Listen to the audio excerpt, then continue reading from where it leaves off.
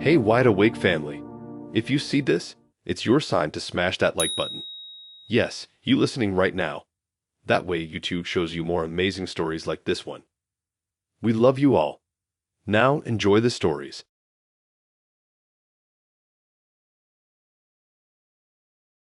I still don't totally understand how that whole night flipped from feeling kind of fancy to feeling like I'd been dropped into some wild reality show. But it started normal enough. Actually, it started better than normal. I remember sitting in my car outside this place that tried way too hard to act classy, staring at the lights hanging above the outdoor seating, feeling weirdly proud that I even got a reservation there. I'd been talking to Jason for a few weeks online, and the guy came off smooth in this effortless way, like he'd been cool since birth or something. I kept telling myself not to hype things too much, but the truth is I was pretty excited. I'd had enough boarding dates to last my whole life, so the bar was low. If he showed up on time and didn't brag for 40 straight minutes about his gym routine, I figured I'd call it a win. He walked in wearing clothes that actually match, which already put him ahead of half the guys I'd met. He gave off this relaxed vibe, the kind where you can't tell if someone is naturally calm or just really good at pretending. We got seated way faster than I expected, and the place smelled like a mix of garlic and whatever candle someone decided would make everyone feel like rich travelers who just happened to stop by for dinner. I didn't complain. It worked. I felt important for a minute. For the first part of dinner, everything felt smooth. We talked about random stuff, like how he tried to learn guitar but quit because his fingers hurt, and how I once got chased by a goose at a park when I was little. He laughed at the right parts, didn't check his phone every 2 seconds, and didn't act like he was interviewing me, so I started relaxing. I even convinced myself the night might actually turn into something good. Halfway through my plate of pasta, I noticed he kept checking the door between stories. I didn't think too hard about it. I just assumed he was waiting for someone he knew to walk in, or maybe he was the paranoid type who liked knowing every exit in every building. People have quirks. It wasn't a red flag at the time. It was more like a soft yellow light blinking in the distance. The twist didn't hit all at once. It built up, like when you're in a pool and feel the water move before you see the splash. I heard the sharp voice behind me, loud enough to cut through the music and chatter, but not loud enough yet to make a whole place stare. I couldn't tell if the woman was calling someone or just yelling about something, so I kept eating. Then the voice got closer, like right behind me close, and before I even turned my head, I felt someone grab my hair from the back. I didn't move at first because I was so confused. People don't just go around grabbing strangers. When I twisted in my chair, I ended up staring straight at this woman who looked like she'd been walking around the city for hours trying to find someone. Her face was flushed, her eyes were wild, and she kept saying Jason's name like it burned her tongue every time. That's when he did this thing where he froze, not like someone caught off guard, but like someone who'd been hoping a moment wouldn't arrive even though he knew it would. He didn't even try to get between us. He just sat there with his hands on the table like he wasn't sure what expression to wear. The woman let go of my hair, thankfully, but only because she wanted both hands free while she pointed at him and then at me. I couldn't even respond because I had no idea what the story was. She started going on about how he'd been spending nights at home with her, how she found messages on his phone, how she followed him when he left the apartment that evening. I remember sitting there thinking the word apartment didn't fit. He told me he lived alone in some small place near the river. He gave this whole description about how he decorated the living room with some thrifted painting he found for $25 after bargaining with the seller for like an hour. He talked about how peaceful it was to live somewhere quiet.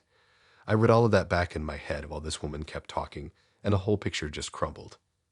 He finally said something about them being complicated, which was the weakest explanation anyone could possibly give when their wife had literally just walked into a restaurant and grabbed some stranger by the hair. He didn't even deny she was his wife. He just said she was overreacting. Hearing him say that almost made me laugh because clearly I was the only one in that situation who wasn't reacting enough. The manager rushed over like someone told him a celebrity was causing problems, and he asked us to lower our voices even though I hadn't said a single thing yet. The woman kept pointing at me like I should apologize, which made 0 sense because I didn't know she existed until 30 seconds before. I pushed my chair back and stood up because I didn't want to be part of whatever argument they were about to start. One of the worst parts was how Jason looked at me while I grabbed my jacket. He had this expression like he wanted me to stay and help defend him, like we were a team suddenly. The nerve of that was insane. I didn't owe him anything. especially after learning he'd been lying so casually it felt like breathing to him. I walked out before either of them could pull me into another sentence. I left my half-finished pasta, which honestly annoyed me more than the hair pulling for a minute because it was actually good. Outside, the air hit me hard, partly because the night had turned colder and partly because my head still hurt from the woman's grip. I didn't cry or anything dramatic. I just stood there thinking about how ridiculous the whole thing was. One minute I was trying to decide if I should order dessert, and the next I was in the middle of some couple's messy collapse. I sat in my car for a while with the lights from the restaurant flickering against the windshield. I kept replaying the moment she yelled, the moment he didn't defend me, the moment I realized I had to get out fast. It all felt unreal. Not scary exactly, just chaotic in a way that makes you wonder how many people walk around pretending to be different versions of themselves depending on who's watching. I didn't bother texting him after. He sent this long message explaining how things weren't what they looked like, but I didn't know what he wanted me to do with that. I didn't even read the whole thing. I just deleted it once I caught the vibe of it. The whole night went from fancy to ridiculous in record time, and there wasn't anything left to fix. I drove home thinking about how weirdly calm I felt. I guess when something goes that far off the rails, your brain just stops trying to make sense of it. The only thing I could focus on was the fact that I really wanted that dessert I never ordered.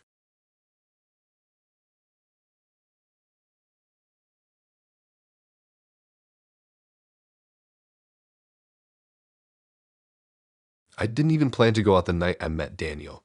It was one of those days where everything felt kind of off, like I'd woken up one step behind everyone else. But my friend kept pushing me to stop hiding in my room and actually meet people, so I finally gave in and agreed to get dinner with him. Daniel had been messaging me for a while, and he seemed normal enough. He was one of those guys who talked like he always had something funny just waiting behind his next sentence, and I figured at the very least he'd keep things from getting boring. We met at this diner on the edge of town, the kind where the neon sign flickers every couple seconds like it's trying to remind you how long it's been hanging there. The place wasn't fancy, but the smell of fries and whatever the cook was making on the grill made it feel kind of comforting. I walked in expecting the usual awkward half-wave or nervous greeting, but Daniel stood up from the booth like he'd been waiting all day and couldn't believe I finally arrived. It almost made me laugh because who gets that excited about meeting someone from an app? He looked exactly like his pictures, which was its own kind of miracle. He had this weirdly confident posture, like he was posing even when he wasn't. I slid into the booth, and right away he started talking about the weather, then his job, and something about a concert he went to last month. He talked fast, not in a stressed way, but like he was afraid the air would run out if he stopped. I didn't mind it at first.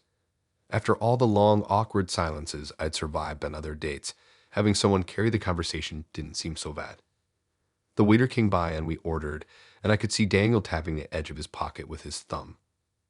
At first I thought it was just some random habit, like people who crack their knuckles without realizing. But he kept doing it. Every time the conversation drifted, his hand went right back to that pocket. After the fifth or sixth time, I finally asked if he was all right. He said he was, but he had this expression that didn't match the answer at all. The food came, and while we ate, he kept shifting in his seat like he was preparing for some big announcement. I figured maybe he wanted to admit he wasn't actually into me or something. Honestly, I was ready for anything except what he actually said. He leaned forward, lowered his voice even though nobody else in the diner cared enough to listen, and told me he had something he needed to confess. Then he took out this tiny velvet box. For a second, my brain just refused to process what I was looking at. It felt like one of those moments where time stretches so thin you can hear yourself thinking. He kept the box closed, resting it between his hands like it was some rare treasure he wasn't sure he should let out. I sat there staring at it, trying not to jump to conclusions, but it was pretty obvious what it was. People don't carry around little velvet boxes for fun. He took this deep breath like he was preparing to jump into cold water and told me straight up that he had his fiancée's engagement ring in his pocket. Not his ex, not a woman he'd broken up with, his actual fiancée. My brain started racing through every message we had, every detail he'd shared, looking for the part where he mentioned being engaged. Spoiler, he never did. He said he brought the ring because he wanted to see whether I felt like a better match before he committed. Like he was comparing shoes or something, trying to decide which pair fit better. He acted like this was some practical decision, like everyone carried important life choices around in their pocket, waiting for someone more interesting to come along. I remember staring at him, waiting for him to laugh or at least act embarrassed. But he looked dead serious. Worse, he seemed proud of himself for being so open. He talked about how he'd been feeling unsure lately, how he didn't want to make the wrong choice, how meeting me online made him wonder if fate was nudging him in a different direction. I didn't even know what to say. The whole thing felt unreal, like maybe he had walked into the wrong diner or slipped into someone else's life by accident.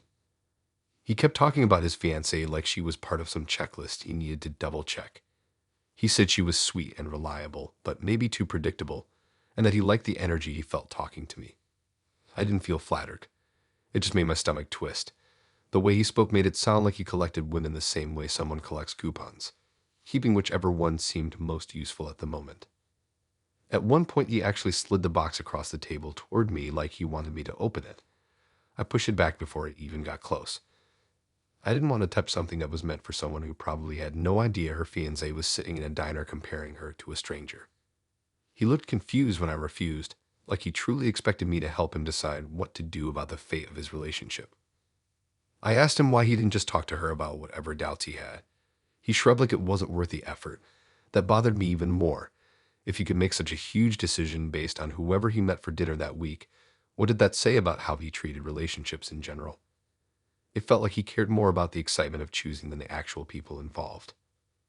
He kept saying he didn't want to make the wrong choice, but the whole situation felt like the wrong choice already. He admitted he hadn't told his fiancée he was meeting me, and that made everything even worse. She probably thought he was out running errands or eating with a coworker or doing something boring and harmless. Meanwhile, he was sitting across from me trying to decide whether to give her the ring or break her heart before dessert. By the time the check came, I just wanted to get out of there. My food was barely touched, and I was suddenly hyper-aware of how small the booth felt. I told him I had to leave, and he actually looked disappointed, like he expected this night to change both our lives or something dramatic like that. He asked if he could walk me to my car, but I said no. I didn't want to stand in a dark parking lot with a guy who treated relationships like auditions. On the drive home, I kept replaying the moment he pushed that box toward me. It wasn't just strange. It felt wrong in a way that stuck with me long after I got back. I sat in my room thinking about the girl waiting for him at home, probably excited about their future, completely unaware her fiancé was out hunting for better options. It made me hope she figured him out before he walked down the aisle with someone he clearly didn't respect. He texted me later saying he still wanted to talk and that he felt a real connection. I didn't answer. Some situations are complicated, but this one was just messed up in a way I didn't want to get anywhere near again.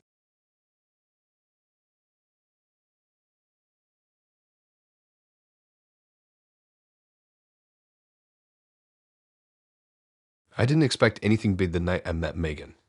Honestly, I almost canceled because I'd had one of those long, boring days where everything feels like it's dragging. But she seemed normal in our messages, kind of chill, nothing too intense, so I figured the least I could do was show up and give the whole thing a shot.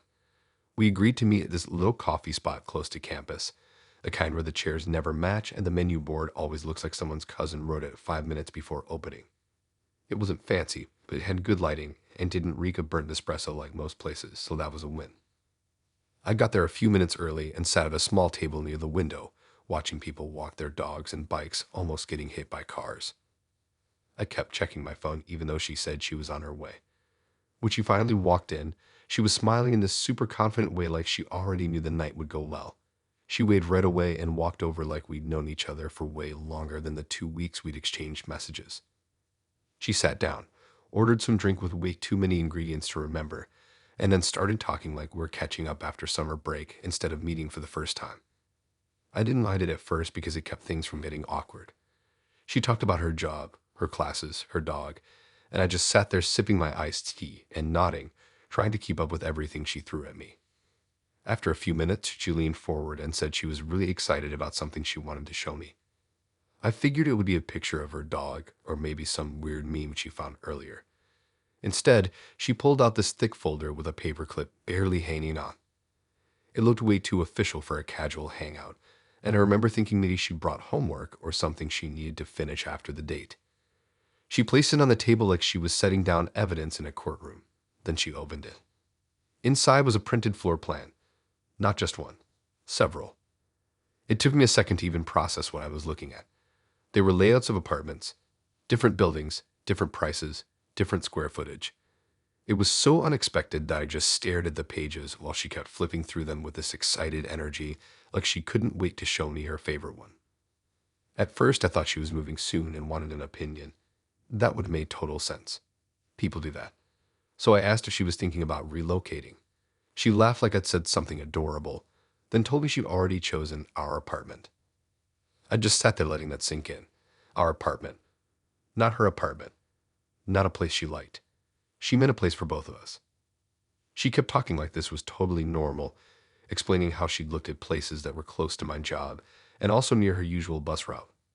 She showed me the living room layout and said where she thought the couch would go, then flipped to another page where she'd written out a full budget. Not a rough sketch, a full breakdown. Rent, utilities, groceries, cleaning supplies, gas money for me, even the cost of some random streaming services I didn't even use that she thought we should have. My name was at the top of the budget. Right there, like it was already official. She said she based it on my salary, and that part really threw me because I barely mentioned my job to her. I definitely never told her what I earned. She said she looked it up, like that was the most casual sentence ever. She'd taken the time to research average pay for my position, then built this whole life plan around it. Something about how confident she was made it even stranger. She wasn't nervous. She wasn't shy. She taught that we'd been together for years and were finally getting to the fun planning stage of life. Meanwhile, I was sitting there gripping my iced tea like it was a lifeline. She kept going, explaining how she'd already sent an email to one landlord asking about application fees and move-in dates. She even had a list of what she wanted us to buy together once we moved in, like matching dishes, a new rug she found for $80, and this tall lamp she circled with a highlighter. She talked about it like these were normal first date topics, like everyone opened up their future housing plan before they even finished their drinks. The more she talked, the more my brain kept repeating this can't be real. But she was dead serious. She said she didn't like wasting time and that she'd been through too many almost relationships, so she wanted to make sure this one actually went somewhere. The weirdest part was that she talked like it had already gone somewhere. She used words like when we move, not if. She acted like the decision was already made, and she was just catching me up. When she finally paused to take a sip of her drink, I tried to figure out how to respond. I didn't want to freak her out, but I also didn't want her thinking I was ready to sign a lease with someone I'd known for an hour.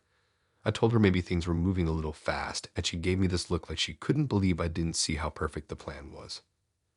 She explained every reason why we made sense as a couple. She talked about our similar schedules, our shared likes, the fact that our star signs supposedly lined up, and how she'd been hoping to find someone who didn't mind splitting chores. Then she pointed to the budget again and said she even assigned us each half. Half. Like it was already official. At one point, she scooted the folder closer to me so I could look over everything carefully, but I didn't even know where to start. I kept thinking about the email she already sent out, imagining some landlord reading it and assuming I was totally on board with living in an apartment I hadn't even seen. The whole thing made the coffee shop suddenly feel too small. I remember focusing on the sound of the espresso machine, just so I had something normal to anchor myself to. She kept going over the details, flipping pages like she wanted to make sure I didn't miss anything important. Eventually, I told her I needed a minute to think all this over. She didn't get upset or anything, but she looked confused, like I was overreacting. For her, this wasn't shocking at all. This was her version of being prepared. When the date finally ended, I walked out feeling like I'd just finished a meeting I never agreed to be in. She waved goodbye with the same confidence she had when she walked in, like everything had gone exactly how she'd hoped. Later that night, she sent me a message saying she found another apartment option she wanted me to check out. I didn't respond. I still don't really know what to say to someone who planned a whole life with me before we even ordered pastries. Hey guys, really sorry to interrupt. If you're still listening, then you're enjoying the story so far. And if you are enjoying, then please hit that like button. That's all I ask of you. Thanks so much. Now back to the stories.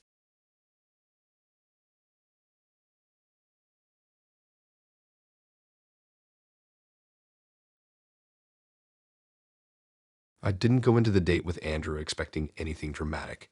I actually thought it would be one of the calmer ones because he seemed pretty average in our chats. Not boring, just normal enough that I didn't feel like I was walking into some chaotic situation. We planned to meet at this small arcade bar near the mall, The kind of place with old machines that probably hadn't been updated since the early 2000s and sticky tables from too many spilled sodas. I liked it because no one ever acted serious there. You could just play games, eat fries, and talk without worrying about being fancy or trying too hard. I got there a little early and walked around pushing random buttons on a pinball machine. Tried to look casual while I waited. A couple kids were screaming at a racing game in the corner, and someone behind me kept losing at air hockey and slamming the puck way harder than necessary. It was loud, but in a fun way. The kind of place where anything weird would stick out instantly, and that gave me this weird comfort like nothing too strange could happen. Andrew showed up wearing a hoodie and jeans, holding a drink he said he grabbed on the way in. He looked the same in person as online, maybe a little shorter than I pictured, but still the same face, same hair, same vibe. He gave me this smile like he was relieved to see I was real. I laughed and said the same thing because it just felt like the thing to say. We started playing that basketball game where you shoot as many hoops as you can before the timer runs out. He was insanely competitive, but not in a scary way. He just kept trying to beat his own score, and I made fun of him for taking it so seriously. It actually felt relaxed. A few times he mentioned things he liked about my social media posts, which didn't feel weird at first because everyone scrolls a bit before a date. He brought up an old photo of mine from high school and said something about the haircut I had in it. I didn't even remember posting that picture, but I shrugged it off. It wasn't creepy yet, just a little observant. We moved to the table section to grab some fries, and he kept tapping his phone on the table like he was waiting for a message he didn't want me to see. I noticed it but honestly assumed he was just addicted to notifications like everyone else. He asked a bunch of questions about my favorite movies, music, random memories from years ago, and I answered without thinking. It felt like a normal get-to-know-you conversation. Then things started getting weird in a slow, sneaky way. He mentioned some person online who had commented on a picture of mine a few weeks back, someone I barely remembered. He said he'd been talking to them, and laughed like it was no big deal. I didn't get why he would be chatting with some random person from my comments section, so I asked how he even ended up in a conversation with them. He kind of dodged the question and switched the subject to how loud the arcade was getting. At first I let it go, but something inside me was already twisting in confusion. A little later, he mentioned a username I didn't recognize and said it belonged to us. I told him I didn't run any joint accounts, and he laughed again like I was joking. That's when I felt this sharp drop in my stomach. The kind that happens when your brain suddenly realizes something is wrong, but your body hasn't caught up yet. I asked him what he meant, and he kept trying to brush it off, but I wasn't letting it slide anymore. Finally, he took his phone, opened an app, turned the screen toward me, and said he'd fix the bio later if I didn't like the wording. I didn't even understand what I was looking at first. It was a profile with my name, my actual name, my pictures too, and also a bunch of pictures of him mixed in like we had been posting as a couple. The captions were written like we'd been together for months. Stuff like our favorite place and date night again. The people commenting weren't random bots. They were actual people he knew, and some people I knew too somehow. He was messaging from it, actively.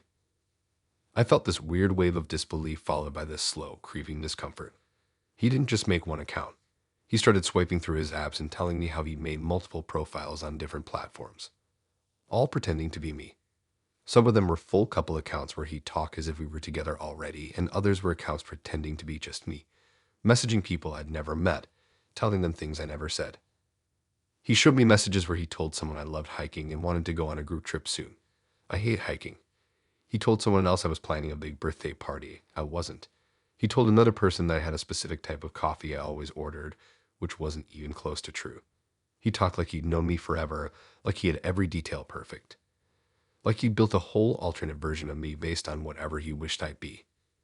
When I asked him why he did it, he shrugged like the question didn't make sense. He said he didn't want to wait months to build the foundation or whatever, so he just started early. He said it made it easier for people to adjust to seeing us together. He said he wanted conversations to already be in motion so we felt established. It didn't even hit me all at once. It sort of filtered in slowly, like my brain was checking every detail twice before freaking out. He wasn't just stalking me or something. He was pretending to be me. He was speaking for me. He was telling people things about my life that weren't real and acting like we were already a couple long before I even agreed to meet him. When I sat back in my chair, he leaned forward like he was presenting something exciting. He said I'd thank him eventually because he smoothed out the awkward stage. He told me he'd gotten a few people to accept us as a couple already, which made my skin crawl because I didn't even know what that was supposed to mean. I remember staring at the arcade lights on the ceiling just to give myself something normal to look at. The noise around us kept going, people shouting, machines dinging, kids laughing, and somehow that made the situation feel even more unreal. I thought maybe I was misunderstanding something. But nope. He straight up said he used my photos, made my profiles, talked as me, and then talked as himself too. That was my final signal to leave. I grabbed my jacket, stood up, and told him I was heading out. He tried to follow me, talking the whole way like he thought he could explain himself into making it normal. I walked fast enough that he eventually stopped trying to keep up. Once I hit the parking lot, I pretty much booked it to my car and locked the doors before even starting the engine. The moment I got home, I checked every account I owned. I reported everything I found that wasn't mine. There were more than I expected. The next day, he sent a long paragraph saying he wished I'd given the idea a chance. I blocked him without reading the rest.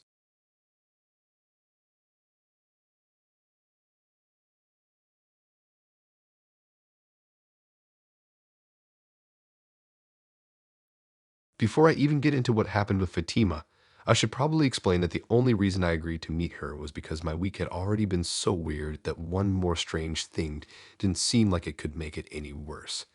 I was bored, restless, and kind of just wanting something to break up the routine. She'd seemed polite online, almost a little too polite, like someone who writes full sentences even in quick messages. I thought maybe she'd be the type who liked talking about books or travel or whatever people usually bring up when they're trying to impress a stranger. I definitely did not expect what actually happened. We decided to meet at this quiet park near the library. It wasn't one of those pretty parks with fountains and flowers everywhere. It was more like a long stretch of grass with a few benches that always looked slightly crooked and a bunch of trees that made everything feel oddly shady even when it was bright out. I liked it there because barely anybody went except dog walkers and old couples doing slow laps around the path. It felt like a place where nothing dramatic could possibly happen. I showed up a little early and sat on a bench watching someone's dog try its hardest to chase a pigeon. I remember thinking the dog had this chaotic energy. I kind of wished I had too. Not the point, but still. When Fatima arrived, she walked toward me with this calm, almost stiff posture, holding a big tote bag that looked heavy enough to hide textbooks or maybe a whole laptop. She smiled, friendly but formal, like she was greeting a coworker instead of someone she was meeting for the first time. I figured she was just the serious type, and that was fine. Not everybody shows up acting all bubbly. We talked for a bit while we walked toward the little pond in the middle of the park. She asked normal things at first, how my week was, what I liked to do for fun, stuff like that. Her voice was soft, and she chose her words super carefully, like she was crafting each sentence before she let it leave her mouth. I thought it was kind of cute until things shifted. About 15 minutes in, she stopped walking and said she had something important she wanted to talk about before we went any further. I didn't know what she meant because we were literally just strolling in a park next to birds that were too loud for their own good. But she reached into her tote bag like she had been waiting for this exact moment, and that's when everything took a wild turn. She pulled out a thick stack of papers. Not loose sheets, actual printed reports with paper clips holding them together. She handed the first one to me like she was giving me a menu. I looked down at it and saw my last name printed at the top. At first, I honestly thought it was a joke. I even laughed a little because my brain couldn't accept any other explanation. But she didn't laugh back. She just looked at me with this proud, almost relieved expression, like she had finally reached the part of the evening she'd been excited for. She told me she'd run a background check. Not just on me, on my entire family. I flipped through the pages, and my heart started beating faster with every line I skimmed. There were addresses I recognized from when I was younger. There were records of old jobs my parents had. There was stuff about my cousins, my uncle, even a reference to some random parking ticket my brother got years ago. She had dates, locations, phone numbers, and other details I didn't even know myself. It was so detailed it almost didn't feel real. My mouth went dry because I didn't even know where to start processing that. I kept trying to think of a reason why she would do something like that. Maybe she worked in security. Maybe she was just extra cautious. Maybe she thought I was lying about something. The thing was, though, she didn't seem suspicious or nervous. She seemed excited, like this was her version of showing up with flowers. She told me she always did this before dating someone because she needed to understand the full picture. She said the process helped her feel safe and informed. I get wanting to be careful, but a full dig into my entire family. It felt surreal, like something that should only happen in movies where spies meet in dark alleys. She started explaining different sections of the reports, flipping through pages with this weird enthusiasm. She pointed out my dad's work history and said she liked that he seemed stable. She talked about my mom's old volunteer job and said it showed strong values. She even mentioned my cousin's previous apartment and said the neighborhood looked average but acceptable. She sounded like a realtor giving a tour of my family tree. The more she talked, the more uncomfortable I got. I kept glancing around the park like someone else might jump out with a camera crew. But it was just us, a couple ducks splashing in the pond, and a kid yelling at his scooter. Everything around me felt normal except for the fact that this girl had analyzed my entire family like she was prepping for a presentation. At one point, she sat down on a bench and patted the spot next to her like she wanted me to sit and study the documents with her. I didn't want to be rude, so I sat, even though every instinct in my body wanted to stand up and start walking. I held the papers awkwardly while she leaned in to show me more pages. She talked about patterns she noticed in the data. Patterns, like I was a research project. My brain kept bouncing between confusion, disbelief, and this weird sense of panic. Not loud panic, quiet panic. The kind where you start wondering how someone even gets access to this stuff and why they would go so far. She said she paid for some of it online and found other details by digging around. She said she felt better knowing all of this before she got emotionally invested. Hearing her say emotionally invested while holding a folder full of my family's personal info was the point where I felt my thoughts spinning. She wasn't acting like she realized how intense this was. She wasn't apologizing. She wasn't embarrassed. She was proud of her research. I asked her why she didn't just ask me if she had questions. She shrugged and said people lie, but data doesn't. She said it casually, like she was explaining why she chose a specific brand of laundry detergent. I didn't even know how to respond because I couldn't figure out if she was completely unaware or fully aware and just didn't care. She continued flipping through the pages until she reached the back, where she had written notes. Literal notes. She had sections titled Strengths and Concerns, and under concerns she'd written something about one of my relatives having moved too many times. I didn't know if I wanted to laugh or run. Eventually I told her I needed a moment to think. I set the papers down beside me and stood up, stretching like I was just stiff from sitting too long. She watched me with this calm smile like everything was going perfectly. I told her I was going to head out early, and she nodded, saying she understood and that she had more reports if I ever wanted to look deeper. More reports.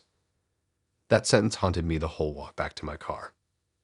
Later that night, she sent me a long message thanking me for being open-minded. I didn't reply. I didn't even read the whole thing. I just blocked her and sat in my room imagining her still flipping through those papers like she'd done something totally normal.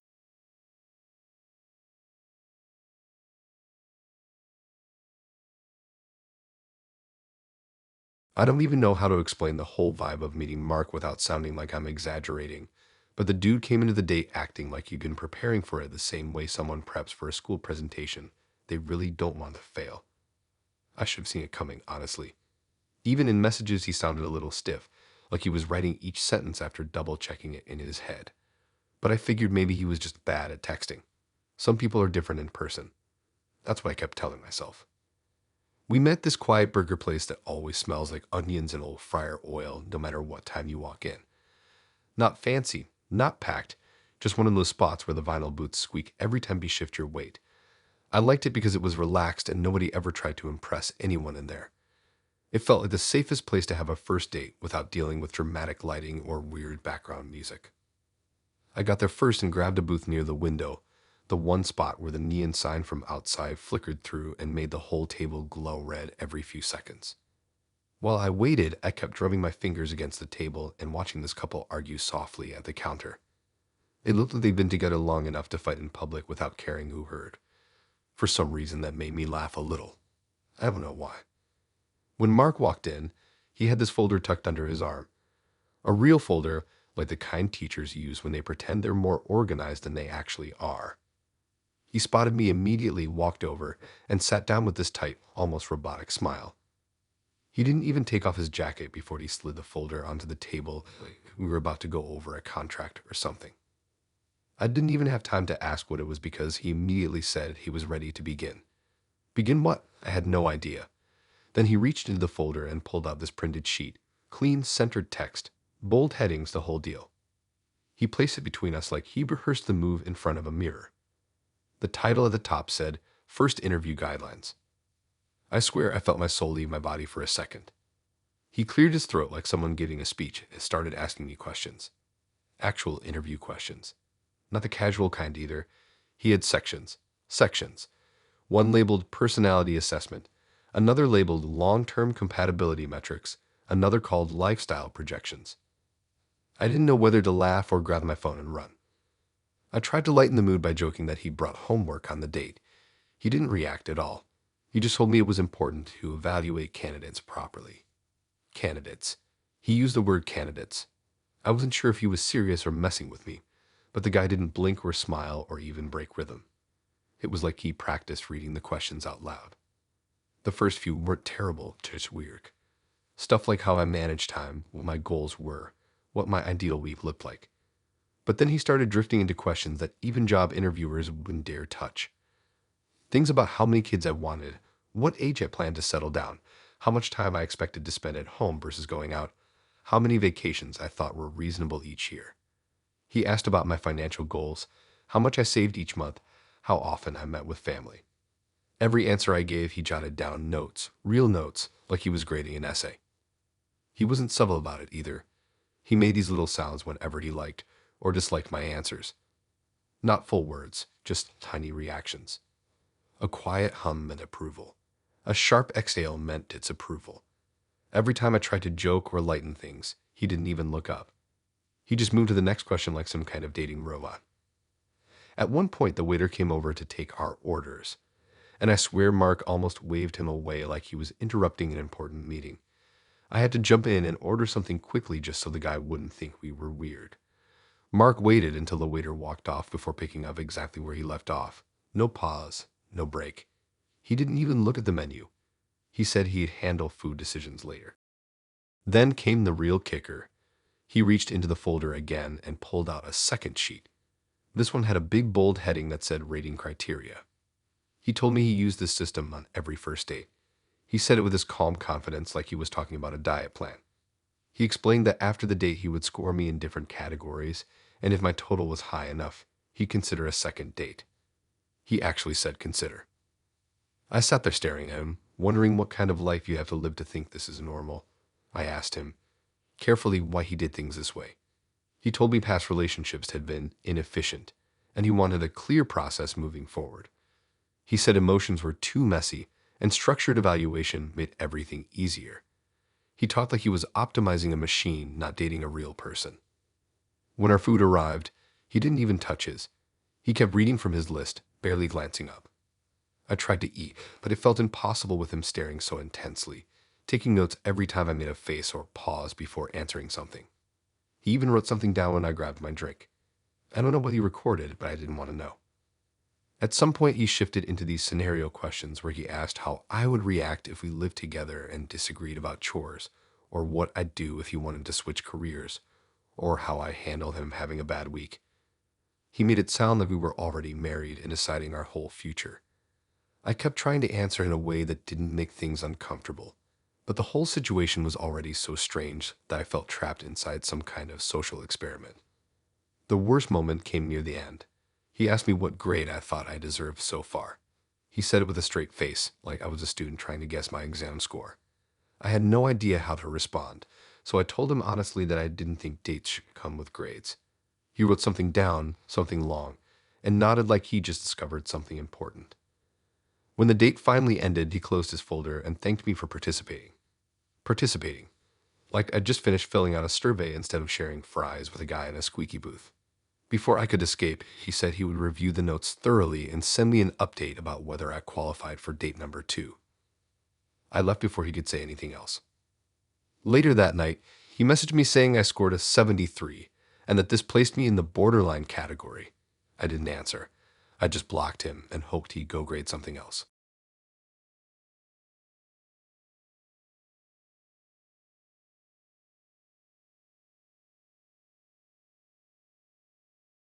The thing about meeting Olivia was that I expected something easy. Not exciting, not boring, just normal. Our chats were short and kinda clumsy in a human way, which made me think she might be awkward but sweet. I could deal with awkward. I've been on enough dates that were way worse than someone talking too much or stumbling over their words. The place we picked was this mid-sized restaurant downtown, the type that tries really hard to seem trendy, but ends up feeling like a regular place with slightly overpriced salads. I liked it though, mostly because it wasn't loud, and it didn't smell like anything burning. When I walked in, she was already there, which surprised me because almost nobody is early anymore. She sat at a table near the middle of the room, hands folded, posture weirdly perfect. She looked up and smiled, but it wasn't the shy kind or the excited kind. More like she'd been expecting me at that exact second. I remember thinking she looked relieved to finally see me in person, and for a second I thought maybe she was just happy the whole online to real life leap was over. We ordered our drinks and started talking. She asked the usual questions. How was my day? How long had I lived in the area when I studied in school? It all felt fine at first. She seemed focused but not too intense, like she really wanted to listen. I started relaxing, thinking maybe this would be one of those rare dates that just roll along without anything weird happening. That feeling lasted maybe 10 minutes. She pulled out this small notebook from her bag. Not a normal notebook. It was one of those tiny hardcover ones with a ribbon marker and pages that looked like they belonged to someone who journals their entire life. I thought she was about to show me a doodle or some list she made. Instead, she clicked her pen and said she hoped I didn't mind if she kept track of a few things. I sat there confused because I had no idea what things she meant. Notes? About what? Then she said it. She told me she'd contacted my coworkers before the date. Not one. Not two. Multiple. My brain froze for a second because I couldn't even figure out the logistics of that. How did she even find them? I hadn't given her my specific workplace, just the general field. She told me it wasn't hard once she connected the dots. She said it casually, like someone talking about piecing together a puzzle on a rainy afternoon. She said she spoke with 2 people over the phone and messaged another one on social media. And she didn't just ask simple stuff like whether I was nice. She asked about my habits, the way I communicate, the way I handle stress, whether I show up on time, and even whether I clean up my desk area. She said she wanted a well-rounded understanding. I felt my stomach drop, not in a dramatic movie way, just in a confused, heavy way where your brain keeps asking what is happening right now. Before I could even figure out how to react, she flipped open her notebook. Inside were pages of bullet points, my name written at the top of each page, notes in different colors. She said she'd been organizing everything so it would be easier to reference during dinner. She started reading some of it like she was doing a recap of a show I supposedly starred in. She said my coworkers described me as chill most days but stressed during meetings. She said someone mentioned I microwaved my leftovers too often. She even had a little note about how I apparently hum under my breath when I'm concentrating. I didn't even know that about myself. She laid it all out like we were doing some type of review session, and she was the one giving the presentation. Every time I reacted, she'd jot something else down, nodding like she was confirming evidence. It was like she had studied me like a school subject. Not taught to me, studied me. At one point, she asked me to rate how accurate their feedback was. She said she needed to compare my self-awareness with their observations. I didn't even know where to begin, because the whole thing felt surreal. I tried to explain that it felt weird having her talk to people I hadn't even told her about, but she didn't look embarrassed or guilty. She looked confused that I was confused. She said she just wanted to verify my personality. Verify, like I was a product she was checking reviews for before buying. She kept telling me this wasn't unusual for her. She said she did it with everyone she dated because it saved her from investing energy into the wrong match. She said too many people lied or exaggerate online, so she preferred to get information from multiple sources. She even said one of my coworkers seemed surprised she called, but eventually answered her questions anyway. That part made everything feel 1,000 times worse. I kept imagining them saying something about me while she took notes like she was preparing for an exam. Every few minutes she'd look down, scribble something, look up, analyze my expression, then go back to writing. It didn't feel like a date at all. It felt like being watched by someone who wasn't watching for fun. They were watching to evaluate. She didn't laugh at anything I said. She didn't follow any normal conversational patterns. Everything I said just became another bullet on her neatly organized list. The waiter came by and asked how everything was going, and she actually paused to write something down after he walked away. I don't even want to know what that note said. At some point, she asked me if I considered myself emotionally adaptable, because one of my coworkers said I got quiet when group conversations got chaotic. I told her that wasn't something coworkers should be discussing with strangers, especially strangers asking weirdly specific questions. She nodded and wrote down sensitive about privacy. I wanted to laugh or maybe just grab my drink and leave, but I felt frozen between shock and secondhand embarrassment. She didn't stop.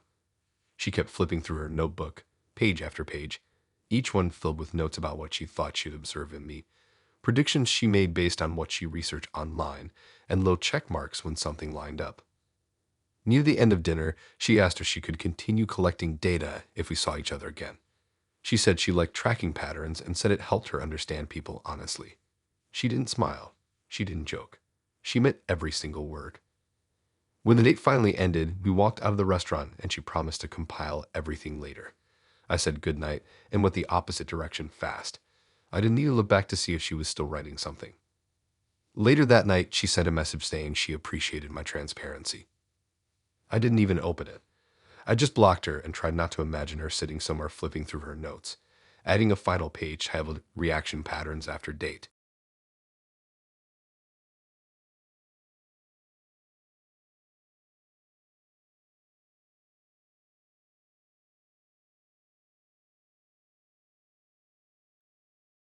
The day I met Tyler didn't even feel like a day meant for dating. It was one of those weird afternoons where everything feels kind of half-powered, like your brain is running on low battery, but you're still trying to look alive.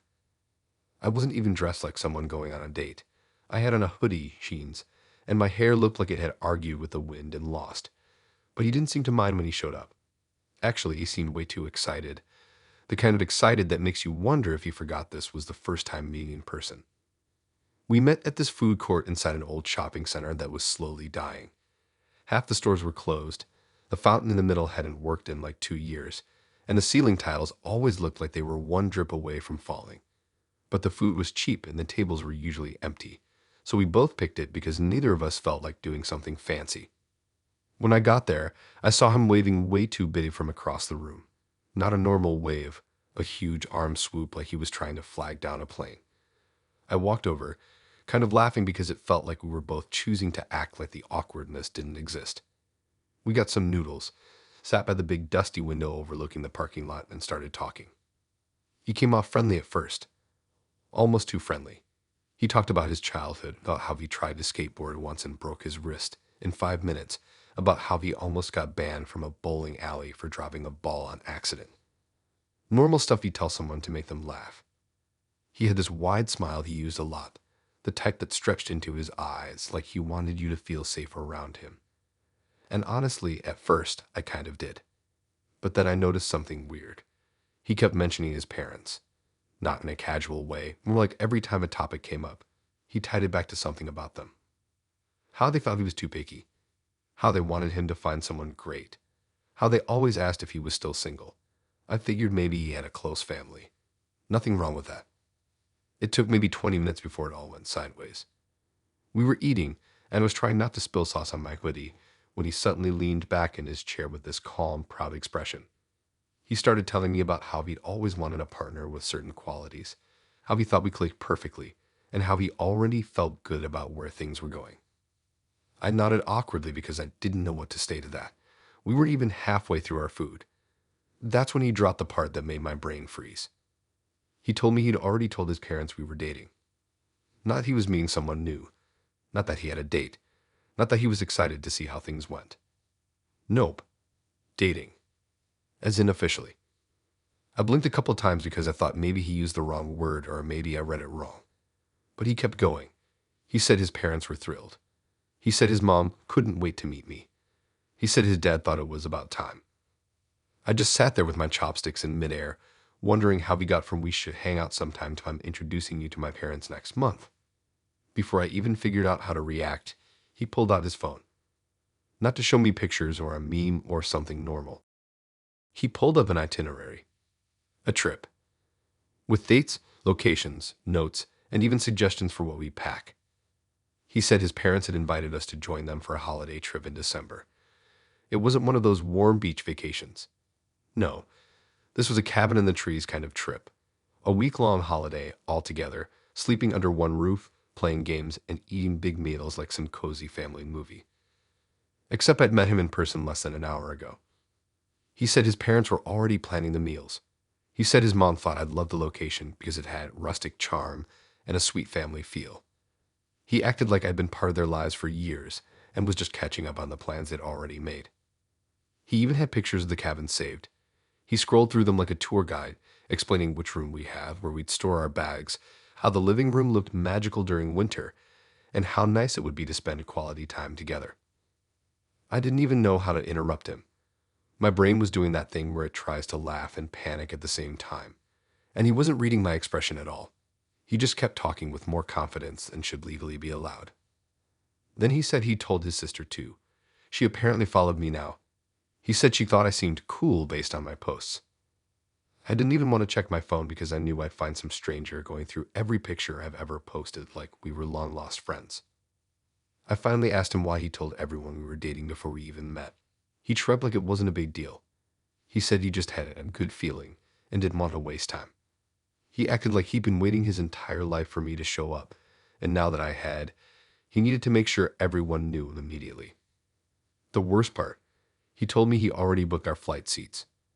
He made sure to add that tickets were refundable just in case, but the fact that he even bought them at all made my stomach knot. He didn't even ask me if I liked traveling with strangers. He hadn't asked if I was free. He hadn't asked anything. He just planned my holiday for me like I was an NPC in his life story. When the noodles started getting cold and his plan got more detailed, I told him I had to leave early. He looked surprised, like it never crossed his mind that I wouldn't be thrilled to join a family I'd never met on a week-long winter trip. He asked if everything was okay, and I muttered something about needing to finish homework. I didn't even care if it sounded believable. I just needed out. I walked out of that mall feeling like I was escaping the life I didn't agree to be part of. That night, he messaged me a long paragraph saying his parents were excited to hear my thoughts on the trip. I didn't respond. I blocked him and went to bed hoping he wasn't somewhere rearranging the itinerary based on the idea I might change my mind.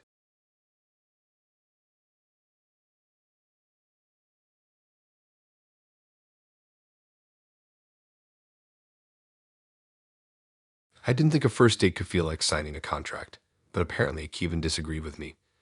I met him through one of those dating apps, and honestly, his profile seemed fine enough. Nothing alarming. Just a regular guy who liked hiking, movies, and dogs. That's what I read anyway. Our messages were standard, nothing too intense, so I agreed to meet at this casual cafe near the edge of town. The kind of place that smells like coffee, cinnamon rolls, and someone's overused laptop charger. I got there first, grabbed a table in the corner near a big window, and watched the cars outside while trying to calm my slightly nervous first date energy. I'm not usually nervous, but there's something about meeting someone you've only chatted with online that makes your stomach twist in small, uncomfortable ways. About 10 minutes later, Kevin walked in wearing a jacket that looked like it had been pressed professionally, which seemed unnecessary for a cafe meeting. He waved and smiled, sat down, and immediately started talking about his week. Normal start, right? Wrong. Within 5 minutes, he casually leaned across the table and said he wanted to discuss terms before we ordered any food. I blinked at him, thinking maybe he was joking. Maybe this was some weird first date humor. But he wasn't smiling or smirking. He pulled a folded piece of paper from his jacket pocket and laid it flat in front of me like he was handing over an official document.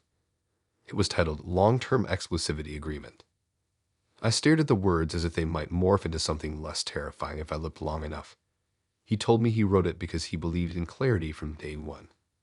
He said he liked to know where he stood and wanted to make sure his partner felt the same.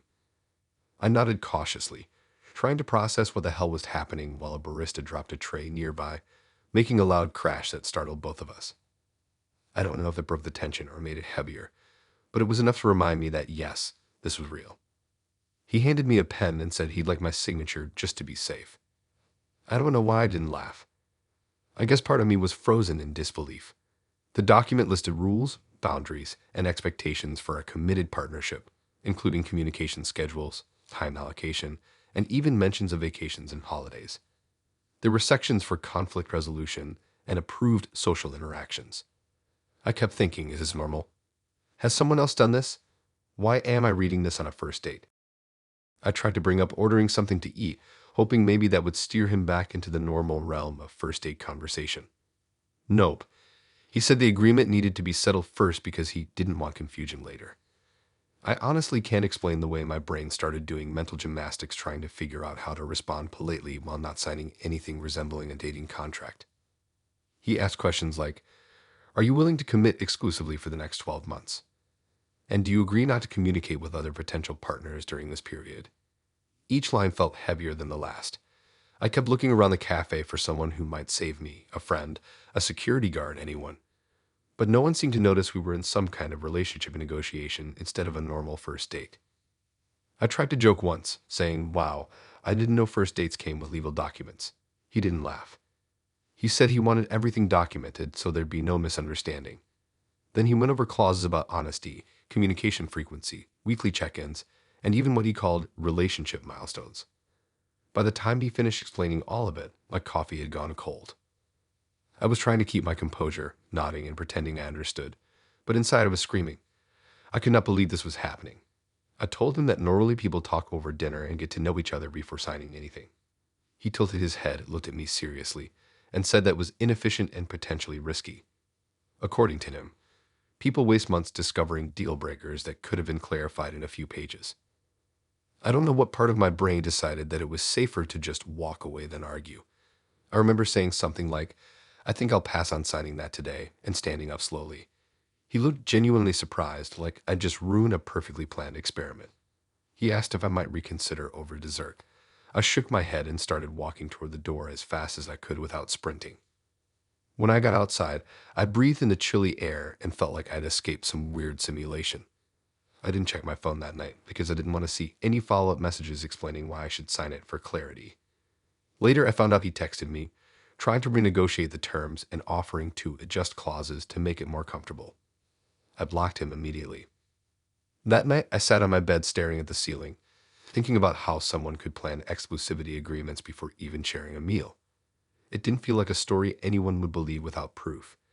Even now, it's hard to imagine that a person could treat a first date like a business negotiation rather than a conversation over coffee.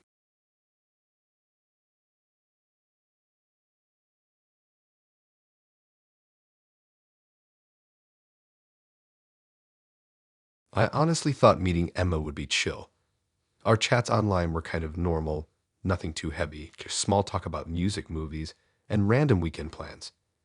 I didn't expect her to be intense, but I also didn't expect what actually went down. We agreed to meet at this small rooftop cafe near the river. It had a lot of charm with fairy lights strung overhead, wooden tables, and a breeze that made the city noise feel distant. Perfect first date setting, I thought. I was wrong.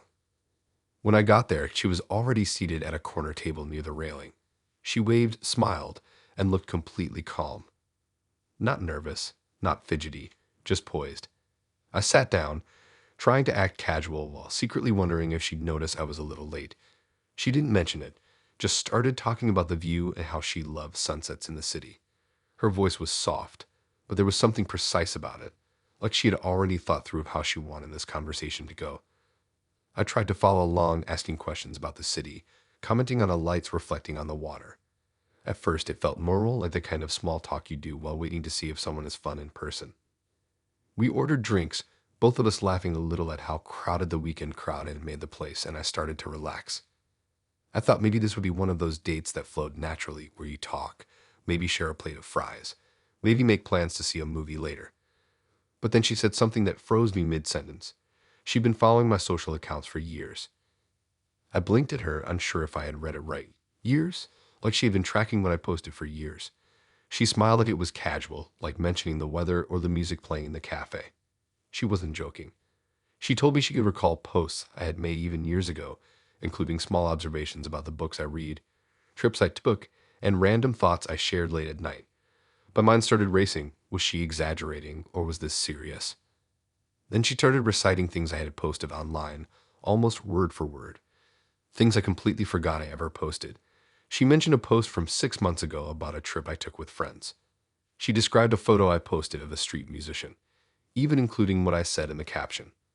She mentioned a book I'd read and wrote a tiny review about, something I barely remembered. It was like she had every detail memorized.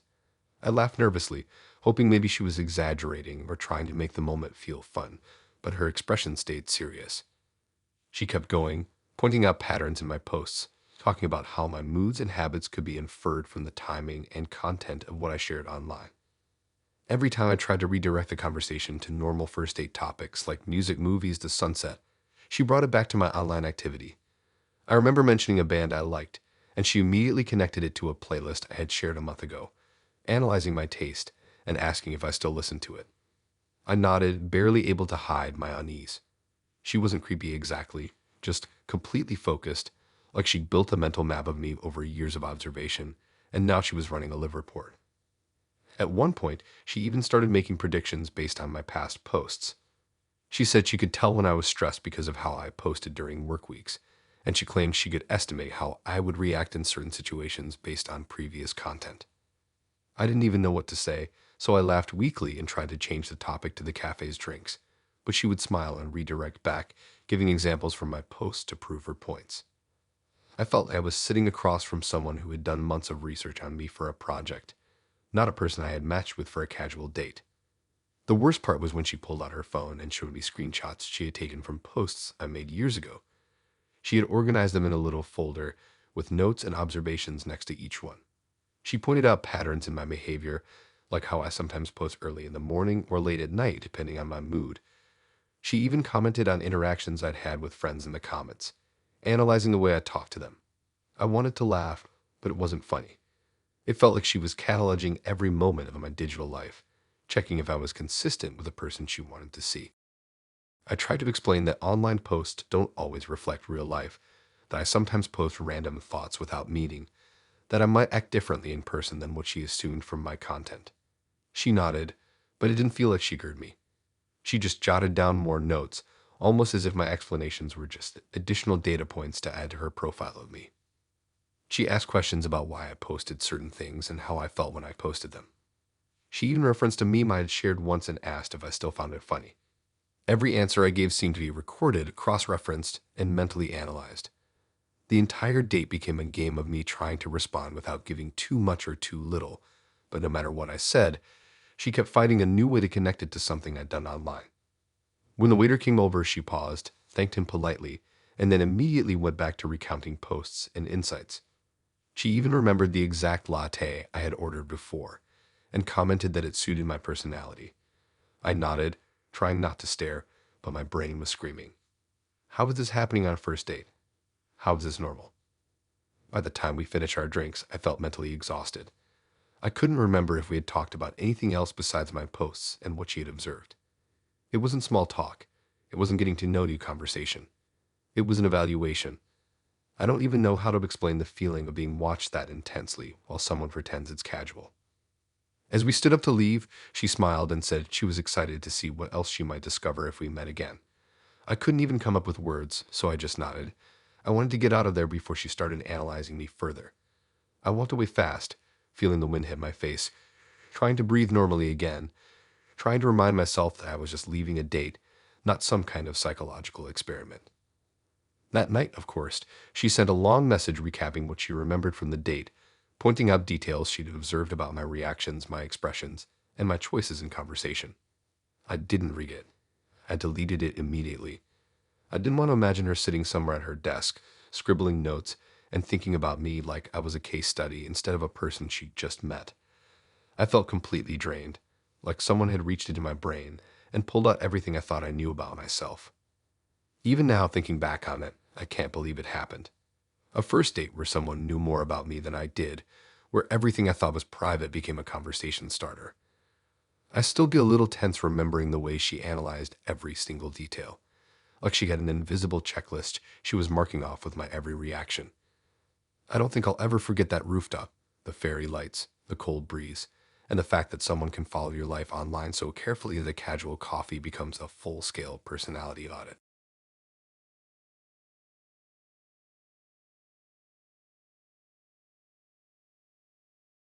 I thought I was prepared for anything, But Lucas was something else entirely.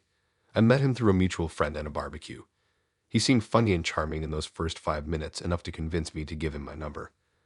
Our messages afterward were friendly, playful, nothing too serious, just teasing each other about our favorite foods and terrible TD habits. I didn't think much of it. I didn't think he'd be the type to take everything to an extreme, but that first date completely shattered my expectations. We decided to meet at this little diner on the outskirts of the city. It wasn't fancy, checkered tablecloths, neon signs, old jukebox in the corner, but it had character. The kind of place where you can sit for hours without feeling rushed. I got there first, nervously scanning the room, hoping he wouldn't be awkward or, worse, clingy. When Lucas walked in, he had a huge smile on his face, waving like he'd known me my whole life.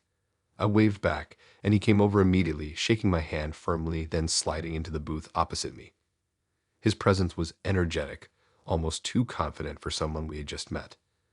We started talking about normal things, favorite foods, hobbies, past trips, but within the first 10 minutes I noticed a pattern. He was steering every topic towards some kind of future planning. Not casual, what do you want to do this weekend? Kind of planning, but detailed, almost obsessive speculation about what our life could look like. I laughed nervously, thinking maybe he was joking. Maybe it was a playful way to imagine what if, like some people do on a first date. But no, he was dead serious. Halfway through our fries, he pulled out his phone and opened the photo gallery. I thought he was going to show me pictures of a recent trip or something fun, but instead he started showing me pictures of children. Not random kids, not his nephews, not pictures from a friend's social media, actual children he had imagined. He had created little sketches in his phone of what he thought our future children would look like. And yes, he meant our future children. He pointed at each one, describing the features he thought would come from me. The hair color, the shape of the nose, the way the eyes would be set. He even had versions of siblings and imagined how they would all interact. I didn't know how to respond. I sat there mid-bite, wondering if this was some kind of twisted joke, or if I had just walked into a parallel universe. He talked about their personalities, hobbies, and even what schools they might go to. At one point, he asked if I agreed that our first child should have my smile because it's strong and memorable. I froze, the ketchup from my fries starting to get cold while he analyzed my reaction like it was a survey. Lucas didn't just stop at the visuals. He explained how he had done all this research on genetics, family history, and even personality traits. He had charts, little notes, and a running commentary on why he thought his ideas were feasible. He described scenarios of family dinners, weekend outings, birthdays, and even how he would split holidays between our imagined families.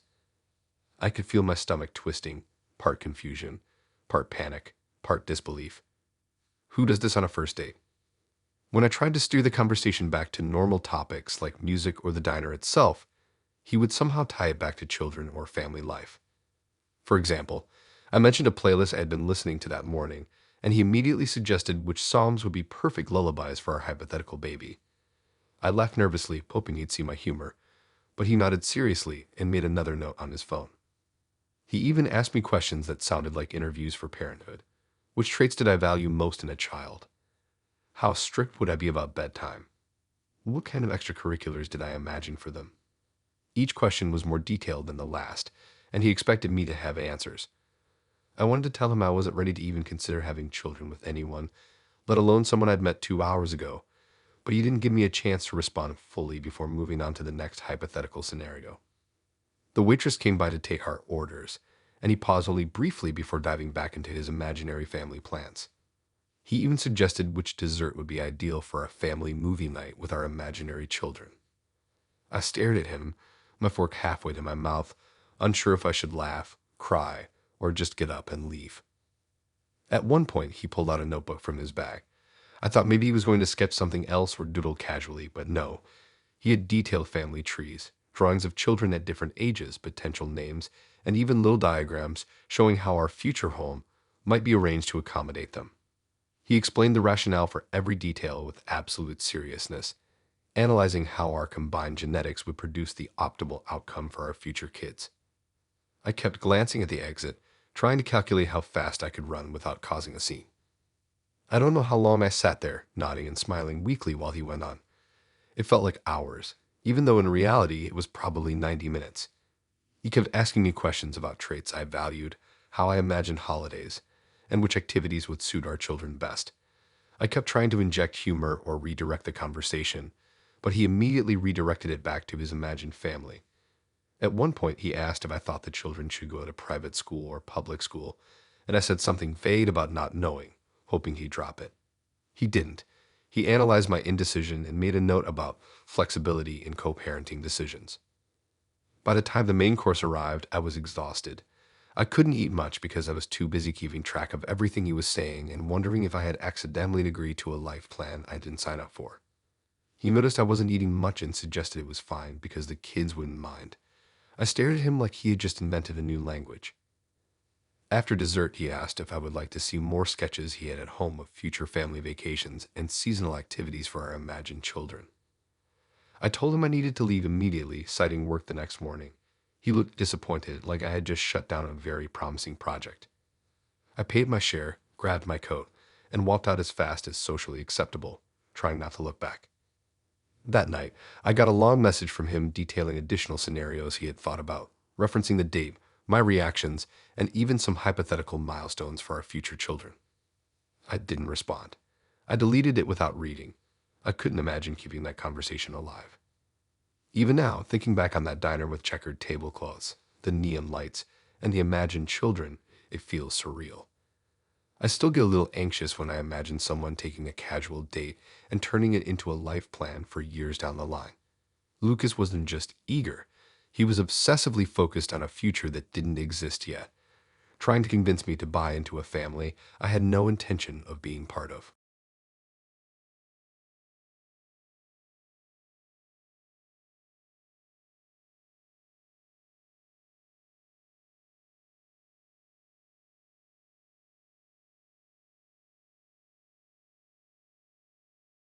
I didn't expect a first date to feel like signing a legally binding document, but that's exactly what happened with Hannah. We met through a friend of a friend kind of setup, the kind where you don't know much about the person, but you figure a casual dinner won't hurt. I wasn't nervous, just curious. She suggested this little Italian place downtown with checkered tablecloths, warm lighting, and candles on every table. The kind of place that smells like garlic, bread, and slightly overcooked pasta. It seemed normal, cozy even, perfect for getting to know someone. When I arrived, she was already seated, dressed neatly in a dress that looked like she planned the outfit for weeks. She waved at me with a smile that was just warm enough to make you feel welcome, or just sharp enough to make you nervous. I shrugged off the feeling and sat down, trying to act casual. She immediately started talking about her week, the new projects at work, some recent trip she'd taken. It was small talk, typical first date stuff, and I relaxed a little. I figured, okay, this might actually be fun. Then she leaned across the table with a calm intensity and said she had something she wanted me to see. My stomach did that weird flip you get when your brain instantly registers that something's about to get very uncomfortable. She reached into her bag and pulled out a folder. I honestly thought maybe it was work stuff, maybe a menu or some coupons, but no. She opened it carefully and slid a piece of paper across the table. It was a document. A full page, typed neatly, that outlined a month-long commitment where I was not allowed to talk to any other potential dates. I blinked at it like I had accidentally stumbled into the wrong conversation. She explained that she had been thinking a lot about how to make sure the people she dated were serious about getting to know her, and she liked to set clear boundaries from the start. Apparently, she thought the first date was the perfect time to present these rules. I stared at the paper. It had a space for my signature, a list of conditions, and even a section for consequences if I failed to comply.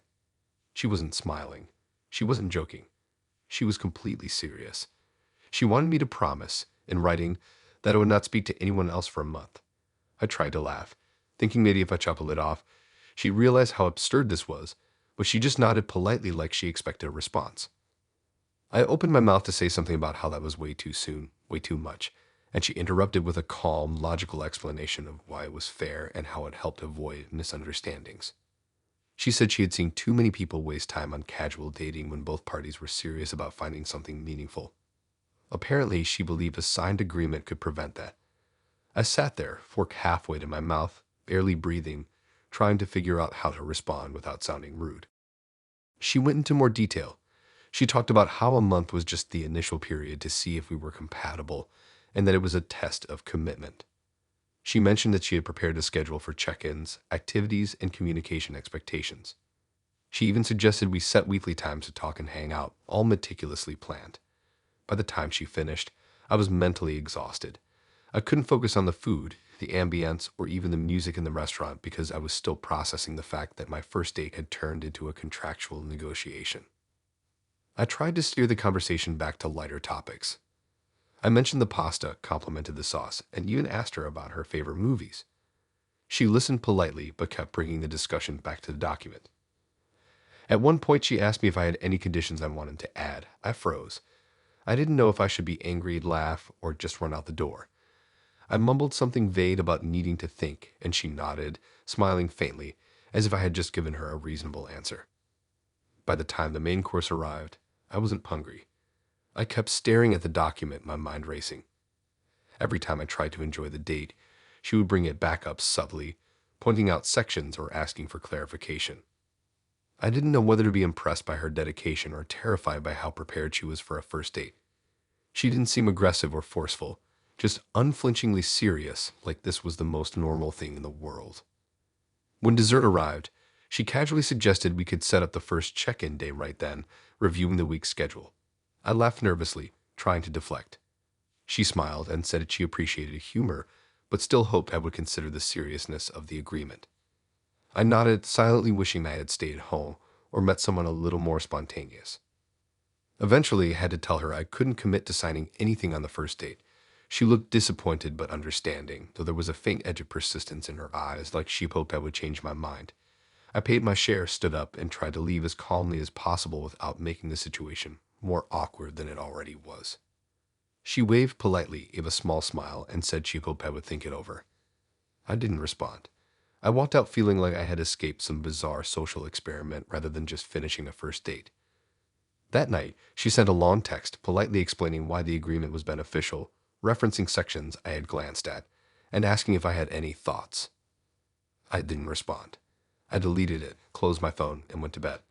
I kept thinking about the folder, the typed page, and the way she had calmly presented it like it was normal first date procedure. I couldn't imagine anyone else trying something like that, and honestly, I was relieved I hadn't signed it. Even now, I remember the smell of garlic and bread, the flickering candlelight, and the way she looked at me like she had already mapped out the first month of my life with her. It was surreal. I still get chills thinking about how someone can treat a first date like a business meeting with legal expectations. I don't think I'll ever forget it, and I know that if I do go on another first date, I'll always glance at the other person nervously, wondering if they have a folder hidden in their bag somewhere.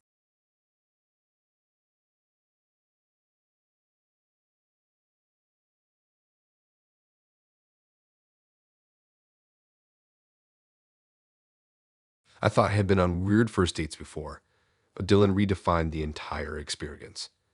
We matched on a dating app, and his profile seemed normal enough. Pictures of him hiking, cooking, and joking around with friends. His messages were friendly, not overbearing, so when he asked me out for dinner at this new fusion restaurant downtown, I agreed. The place had modern lighting, minimalist decor, and a mix of bold music in the background, the kind that makes you feel like the restaurant is cooler than it actually is. I thought it would be a fun, casual night. I was wrong. He was already there when I arrived, sitting at a table near the back with an almost clinical posture, like he had been practicing the perfect way to sit in a restaurant. He smiled politely when I waved and gestured for me to sit. The first few minutes were surprisingly normal. We talked about jobs, hobbies, favorite shows, and the usual first date stuff. He laughed appropriately, nodded at the right times, and seemed to have that balance of charm and attention you vote for. I started thinking maybe this wouldn't be one of those horror date stories I hear about. Then, just as we were finishing appetizers, he leaned forward and said he had something important to go over. I thought he meant a serious topic in conversation, maybe family, work, or a big life decision, but no. He pulled a folded sheet of paper from his jacket pocket and laid it on the table like he was about to reveal a prize. It was a list. Not a normal to-do list, not a menu, but a full-blown set of lifestyle rules. Dylan explained that these were the rules he expected his partners to follow, and he wanted to know which ones I would accept if we were to pursue a relationship. I blinked, unsure if I had misheard. I laughed nervously, assuming it was a joke, but his face stayed completely serious. He started reading the rules one by one, explaining each with examples and reasoning. Some were things about daily routines, like waking up early, exercising regularly, or how often one should go out socially. Others were more controlling, like limiting certain friendships or following specific dietary habits. I tried to interject, hoping he realized how bizarre this was for a first date, but he politely ignored my attempts and continued explaining each rule. It was overwhelming. I felt I was being asked to commit to a full lifestyle manual before I even finished my main course. He wasn't just presenting preferences. He was presenting expectations and subtly testing if I was compliant enough to be a potential partner. Every time I asked a question or tried to joke about one of the rules, he redirected it back to why the rule mattered and how it would impact a future together. I couldn't believe how detailed this was. There were subpoints, explanations, and even hypothetical scenarios illustrating consequences if the rules weren't followed. He had thought about all the little nuances. I kept trying to eat my meal, but my appetite had completely vanished. My mind was racing, trying to decide if I could politely leave without creating a scene. At one point, he asked me to highlight the rules I disagreed with. I laughed nervously, saying that maybe we could just talk instead of making me go line by line, but he seemed disappointed, like I had just refused a serious offer. He pushed the paper closer, expecting me to respond. I felt trapped. I couldn't just ignore it. He would keep bringing it up. I tried to dodge it by changing the topic to the restaurant's decor or the music, but he immediately tied it back to the rules, explaining why each rule would make life smoother and more compatible for us. By the time our mains arrived, I was mentally exhausted. I couldn't focus on the food at all, and the more I tried to engage normally, the more he used it as a reference point for the rules. He was constantly analyzing my reactions, nods, and facial expressions, almost like he was grading me as we talked.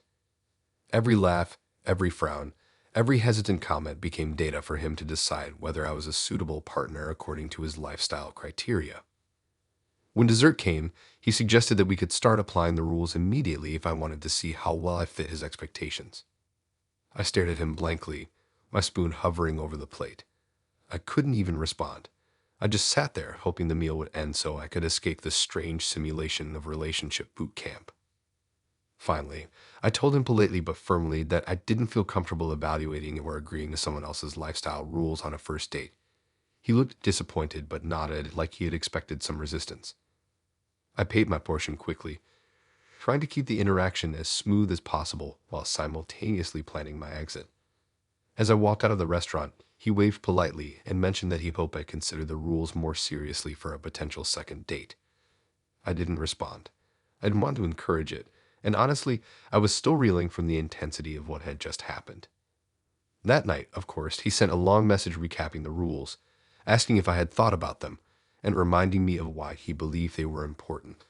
I deleted it without reading. I didn't want to imagine him sitting there, rethinking his approach, or analyzing my responses as if the date had been a full evaluation process. Even now, I think about that fusion restaurant, the lighting, the music, and how surreal it was to sit across from someone who treated a casual dinner like an assessment of my entire lifestyle. It's not just that he had rules. It's the way he presented them with such calm intensity, as if this was the most normal way to approach a first date. I'll never forget it. I know that if I ever go on another date, I'll be watching carefully for anyone who pulls out a list or tries to quantify compatibility in that way.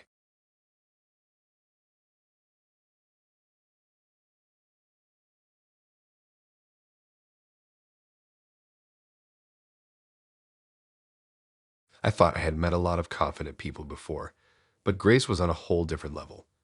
We met at a mutual friend's housewarming party, ironically, and she came across as energetic and charismatic.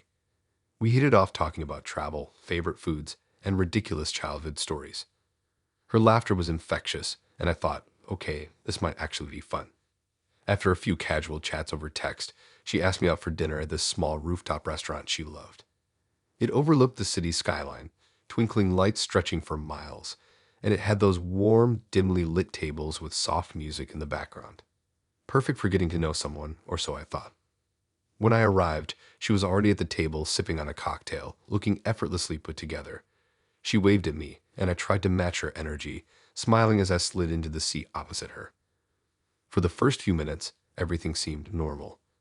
We ordered drinks, talked about work, hobbies, and travel plans, and laughed at how crowded the city had become that weekend.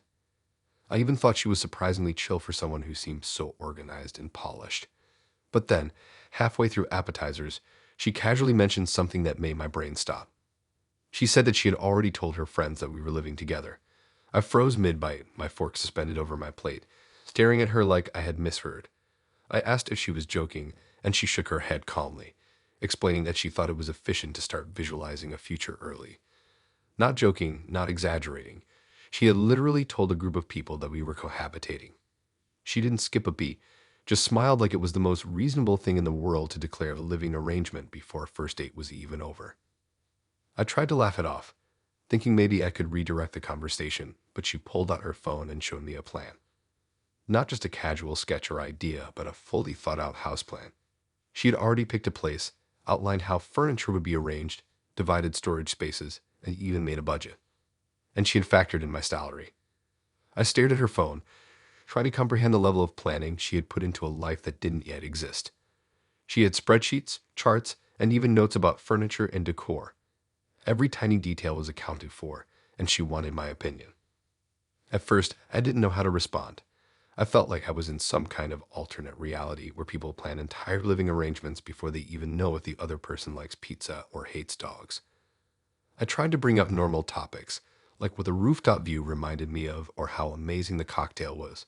But she would smile politely and then bring the discussion back to the apartment, pointing out what she thought would suit our space best. She had even created a detailed budget, showing projected monthly expenses, utilities, groceries, and contributions from me based on my current salary. She explained why each expense was necessary and how we could optimize it. I nodded, too stunned to speak, while my brain raced. This was beyond anything I could imagine for a first date. She wasn't being pushy. She was methodical, organized, and fully committed to her vision of the future she had already created. At one point, she asked me to choose furniture styles for the living room and bedroom, then showed me two layouts she had designed for maximum efficiency. I tried to laugh, hoping she'd see the humor, but she just nodded seriously, like she expected me to actively participate in planning a life we hadn't even started. She even brought up how she had considered our work schedules and commute times, the flow of the kitchen, and where we would put the plants she planned to buy. By the time the main course arrived, I was really hungry. I kept nodding, listening to her explain why one sofa would fit better than another, how the curtains should complement the wall color, and which appliances she thought were essential. Every so often, she'd pause and ask for my input, treating it like a joint decision-making exercise rather than a discussion about theoretical possibilities. I realized I was basically participating in a preemptive cohabitation exercise on a first date. She didn't stop there. She began talking about a housewarming party she had already imagined, the guest list, the decorations, even what kind of food we would serve. She seemed genuinely excited and expected me to contribute ideas. I nodded along, unsure if I should laugh or just agree with whatever she said to make it stop. She had clearly thought about this in excruciating detail for weeks, maybe months, and I was just a participant in her scenario.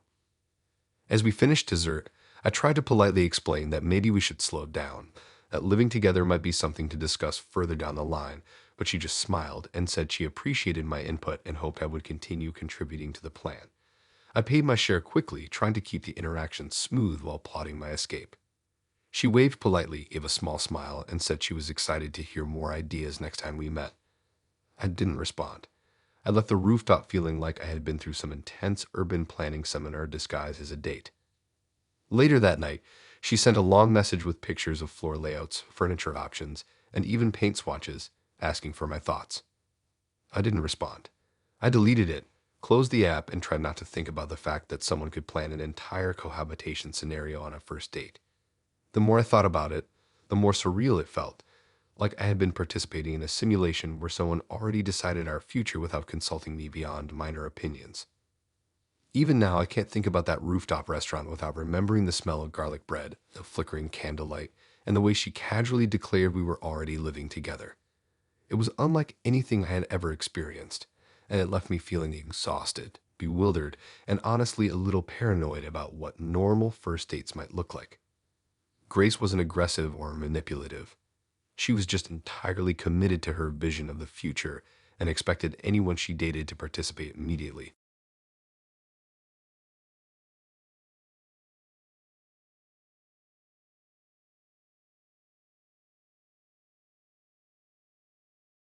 She seemed charming and intelligent, the kind of person who could hold a conversation about almost anything without making it feel like a lecture. We joked about terrible movies, shared stories about awkward childhood moments, and I genuinely thought we clicked. After exchanging numbers, she suggested we meet for dinner at this small bistro tucked away on a side street downtown. It had exposed brick walls, warm lighting, and a rustic vibe, perfect for casual conversation. I thought it would be relaxed. I couldn't have been more wrong. I arrived first and nervously scanned the room. The bistro was cozy but busy, with clinking cutlery and quiet chatter filling the air. When Lily walked in, she was impeccably dressed, carrying herself with a calm confidence that made me immediately feel like I was being evaluated. She waved, smiled, and gestured for me to join her at the table she had chosen. I tried to appear casual, but there was this strange energy I couldn't shake, a quiet intensity in her eyes that made me feel like I had just walked into an interview disguised as dinner. We started off normally enough, talking about work, hobbies, and travel plans. She laughed at my jokes, nodded at my stories, and seemed genuinely interested in what I had to say. I felt a little relieved. Maybe this wouldn't be one of those dates that go completely off the rails. But then, just as we were finishing our appetizers, she leaned across the table and mentioned she had scheduled something special for us. I thought maybe she had a surprise reservation for a dessert place or tickets to some show. I was wrong. She pulled a folder out of her bag and placed it on the table. I blinked at it, unsure if I should be worried or impressed. Inside was a detailed plan for couples therapy. Not something casual, not a "we could try this sometime" comment. An actual scheduled consultation complete with dates, times, and even the name of the therapist. She explained she believed in being proactive about relationships and that it was a good idea to get ahead of potential problems before they even existed. I left nervously, hoping she would take it as a joke, but she didn't. She explained why she thought it would help us communicate better, avoid misunderstandings, and start on the right foot. She even went through the therapist's website, showing me bios, office photos, and suggested topics for our first session. I tried to nod along, pretending to understand, but internally I was panicking. This was the first date. We hadn't even agreed to see each other again, and she was already setting up therapy sessions. As we moved on to the main course, she continued explaining why she had done this. She said she had researched effective communication strategies, relationship milestones, and conflict resolution techniques. She wanted to be prepared, she explained, so that we could build a healthy foundation from day one. I tried to redirect the conversation to lighter topics, mentioning the bistro's wine selection, complimenting her choice of pasta, and even joking about how small the portions were. She smiled politely, but her focus remained firmly on the folder and the preemptive counseling plan. I tried to ask questions about our hobbies, her favorite movies, and other normal first date topics, but somehow every answer she gave looped back to therapy. If I mentioned my work schedule, she immediately brought up how we could plan sessions around it. If I talked about friends, she speculated on group dynamics and social boundaries that could impact our relationship. It was like she had prepared a comprehensive relationship syllabus in advance, and she expected me to actively participate in the discussion. Halfway through dessert, she suggested we start brainstorming discussion topics for the first session. I froze, unsure if I should laugh or quietly excuse myself. She handed me a pen and paper, expecting me to write down personal goals and areas of growth. I scribbled vague answers, trying to appease her without revealing too much, but she nodded, scrutinized them, and gave feedback like a professor reviewing a student essay. I felt completely out of my depth. She even had a timeline for potential sessions, mapping out how often we should meet, what topics to cover at each stage, and how to evaluate progress. I couldn't eat anymore. I just stared at the table, trying to figure out how I had ended up in this bizarre simulation of a relationship workshop disguised as a dinner date. When the bill came, she didn't break focus. She analyzed how we could split costs efficiently, factoring in future therapy-related expenses and calculating how much we might save if we planned ahead. I paid my portion quickly, feeling like the only escape from this intense pre-relationship planning. She thanked me politely, tucked the folder back into her bag, and smiled as if nothing unusual had happened. I wanted to laugh, cry, and run all at the same time. After leaving, I got a long text from her that night. She explained she had prepared a few more worksheets for us, covering communication styles, conflict resolution, and ways to track our emotional growth. She politely asked if I had considered the plan she suggested and hoped I would be open to it for future dates. I deleted it immediately. I didn't want to imagine her at home, planning and analyzing our hypothetical relationship. Even now, I think about that bistro, the smell of fresh bread, the clinking of glasses, and the way she presented the therapy folder like it was the most normal first date activity in the world. It was overwhelming, exhausting, and surreal. She wasn't pushy or aggressive. She was methodical, organized, and completely committed to her vision of a proactive relationship. I'll never forget it, and I know that if I ever go on another first date, I'll be nervous about someone carrying folders, planners, or preemptive therapy schedules in their bag.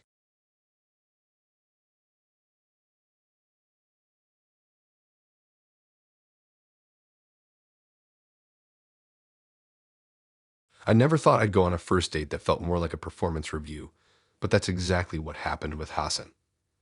I met him through a mutual friend at a weekend barbecue. He seemed funny, confident, and kind of effortlessly charming, the kind of guy you assume will be normal on a first date. He cracked jokes about the grill, talked about his weekend plans, and even made fun of himself in a way that made me think he wasn't taking things too seriously. That's what got me to agree to dinner with him later that week. I figured, okay, why not? Worst case scenario, I get a free meal.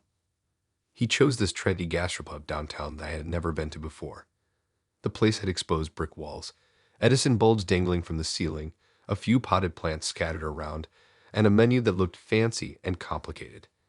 I thought it would be the perfect setting for a relaxed first date, good ambience, decent food, and hopefully a few laughs. I had no idea that my life was about to become an impromptu evaluation experiment. When I got there, he was already at a table in the corner scrolling through his phone like he was making sure everything about this date was perfectly aligned. He stood up when he saw me, shook my hand firmly, smiled, and gestured for me to sit.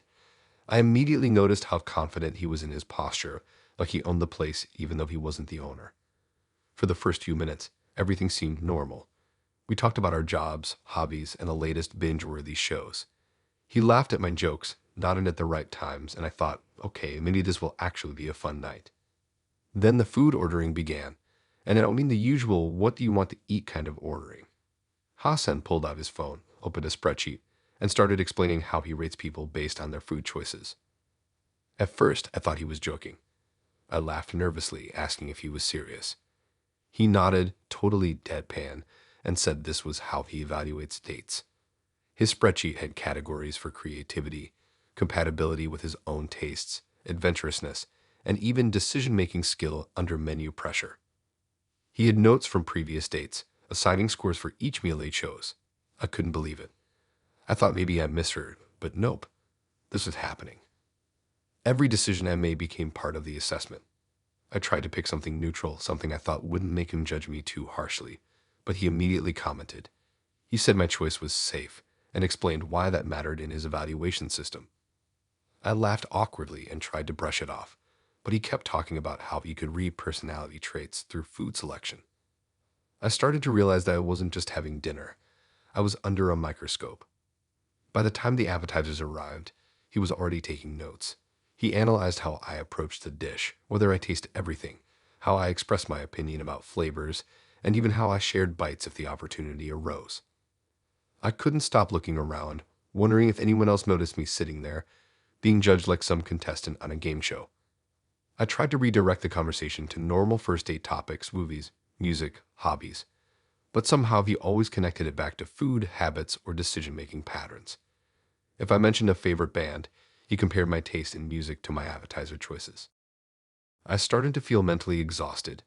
Every bite I took felt scrutinized, every reaction logged, every smile or frown analyzed. By the time the main course came, I barely had an appetite. I tried to ask him questions about his favorite foods or what he liked to cook at home, but he would use that as another data point for his evaluation.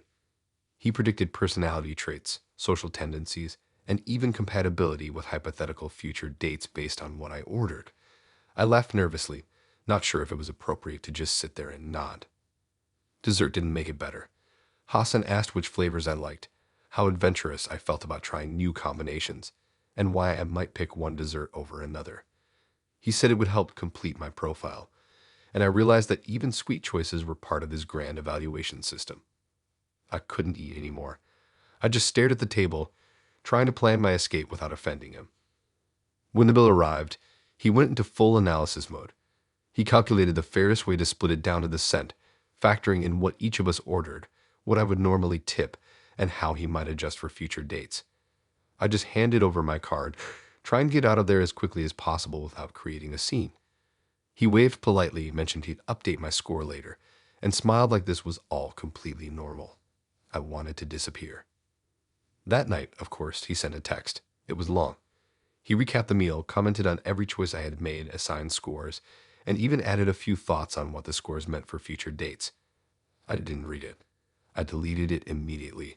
I didn't want to imagine him sitting at home, updating spreadsheets about my dinner behavior, analyzing my personality, and probably preparing for the next evaluation. The entire situation was exhausting and absurd. Even now, I think about that gastropub, the smell of roasted meats, the warm hum of conversation, and the flickering light from the Edison bulbs, and I can't stop laughing at how serious he was. Hassan wasn't aggressive, manipulative, or rude. He was just ridiculously obsessed with analyzing everything. He thought he could measure compatibility, personality, and potential future behavior based on a few hours of dinner. It's bizarre, but in a weird way, kind of impressive. I'll never forget sitting there, pretending to enjoy my meal while silently counting down the minutes until I could leave. I know if I ever go on another dinner date, I'll be on high alert for anyone pulling out spreadsheets, taking notes, or analyzing my fork technique. It's surreal to think a first date could feel more like a research study than a casual dinner, but that's exactly what happened with Hassan. Looking back, I still chuckle at how methodical he was. I can picture him at home now, meticulously documenting every detail, maybe already planning next steps for a second date with some other poor, unsuspecting person. I walked out feeling relieved, bewildered, and slightly entertained. It was a dinner I'll never forget, not because it was romantic, but because it was a masterclass in over-the-top organization and obsession disguised as charm.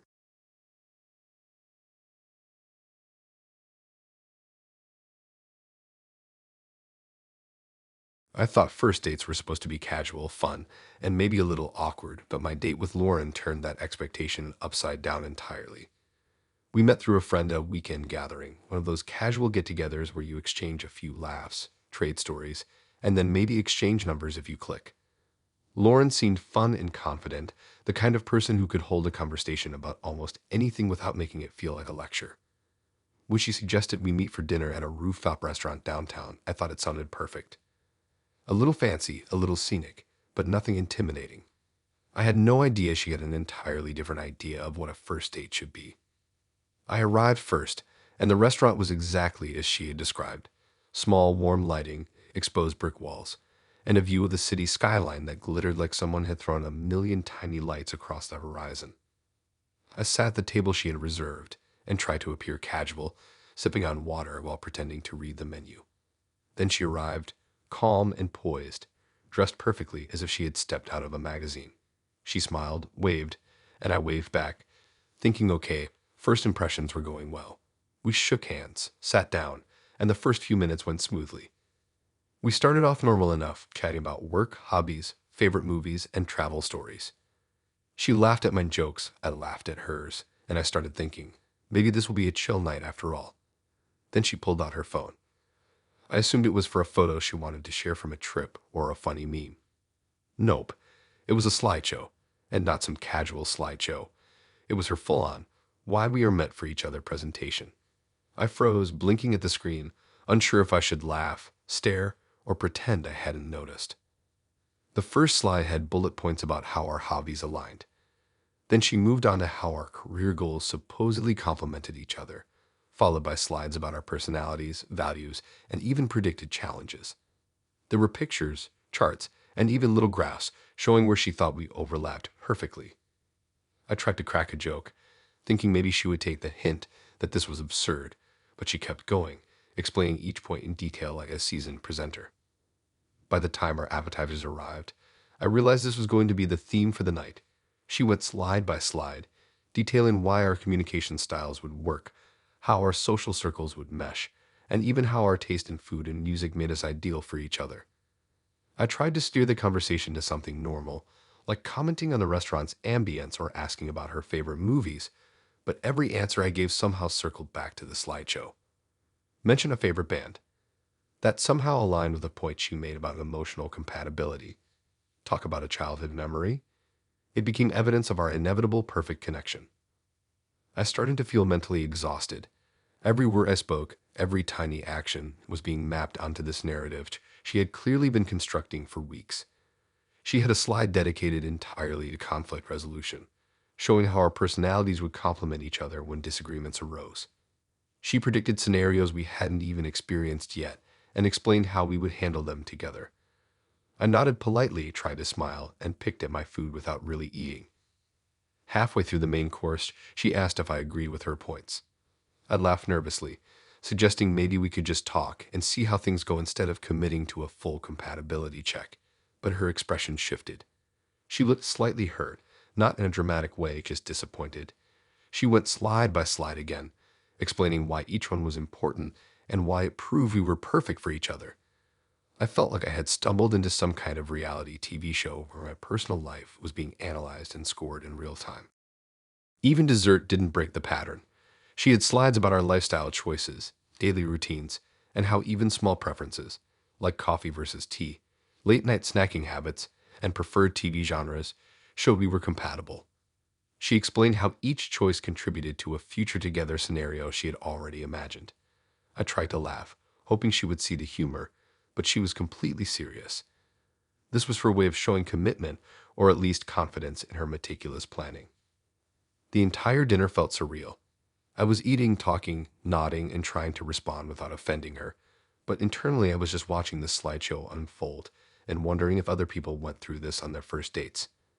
It was exhausting, entertaining in a bizarre way, and completely unlike anything I had ever experienced. When it came time for the bill, she stayed focused on the presentation, explaining how shared finances and household planning would fit into our perfect alignment. I paid my portion as quickly as possible and tried to gather my composure. She tucked the slideshow back into her phone, smiled at me like nothing unusual had happened, and I wanted to laugh and cry at the same time. Later that night, of course, she sent me a follow-up message with more slides, charts, and points she had left out during dinner. She politely asked if I had thought about her evidence and hoped I was open to discussing it further.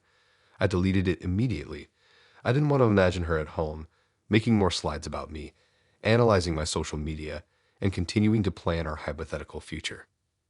Even now, I can't think about that rooftop restaurant without remembering the smell of garlic and roasted vegetables, the soft hum of conversation, the flickering candlelight, and the surreal intensity of being presented as a perfect match by someone I had just met. Lauren wasn't pushy, rude, or manipulative. She was organized, meticulous, and completely convinced of the accuracy of her analysis. I left feeling exhausted, bewildered, and a little amused. It was easily the most over-the-top, unexpected, and bizarre first date I've ever been on. I've been on awkward dates, uncomfortable dates, morning dates, and even a few wild dates, but none of them involved a fully structured slideshow of why someone believed we were meant to be together. It was like a first date mixed with a business presentation and a matchmaking experiment. Looking back, I still laugh at it. I can picture her at home, perfecting slides, updating charts, and adding new points to the presentation for next time. I can't imagine another date ever feeling completely normal after that. And honestly, as absurd and overwhelming as it was, part of me is still amazed at her dedication.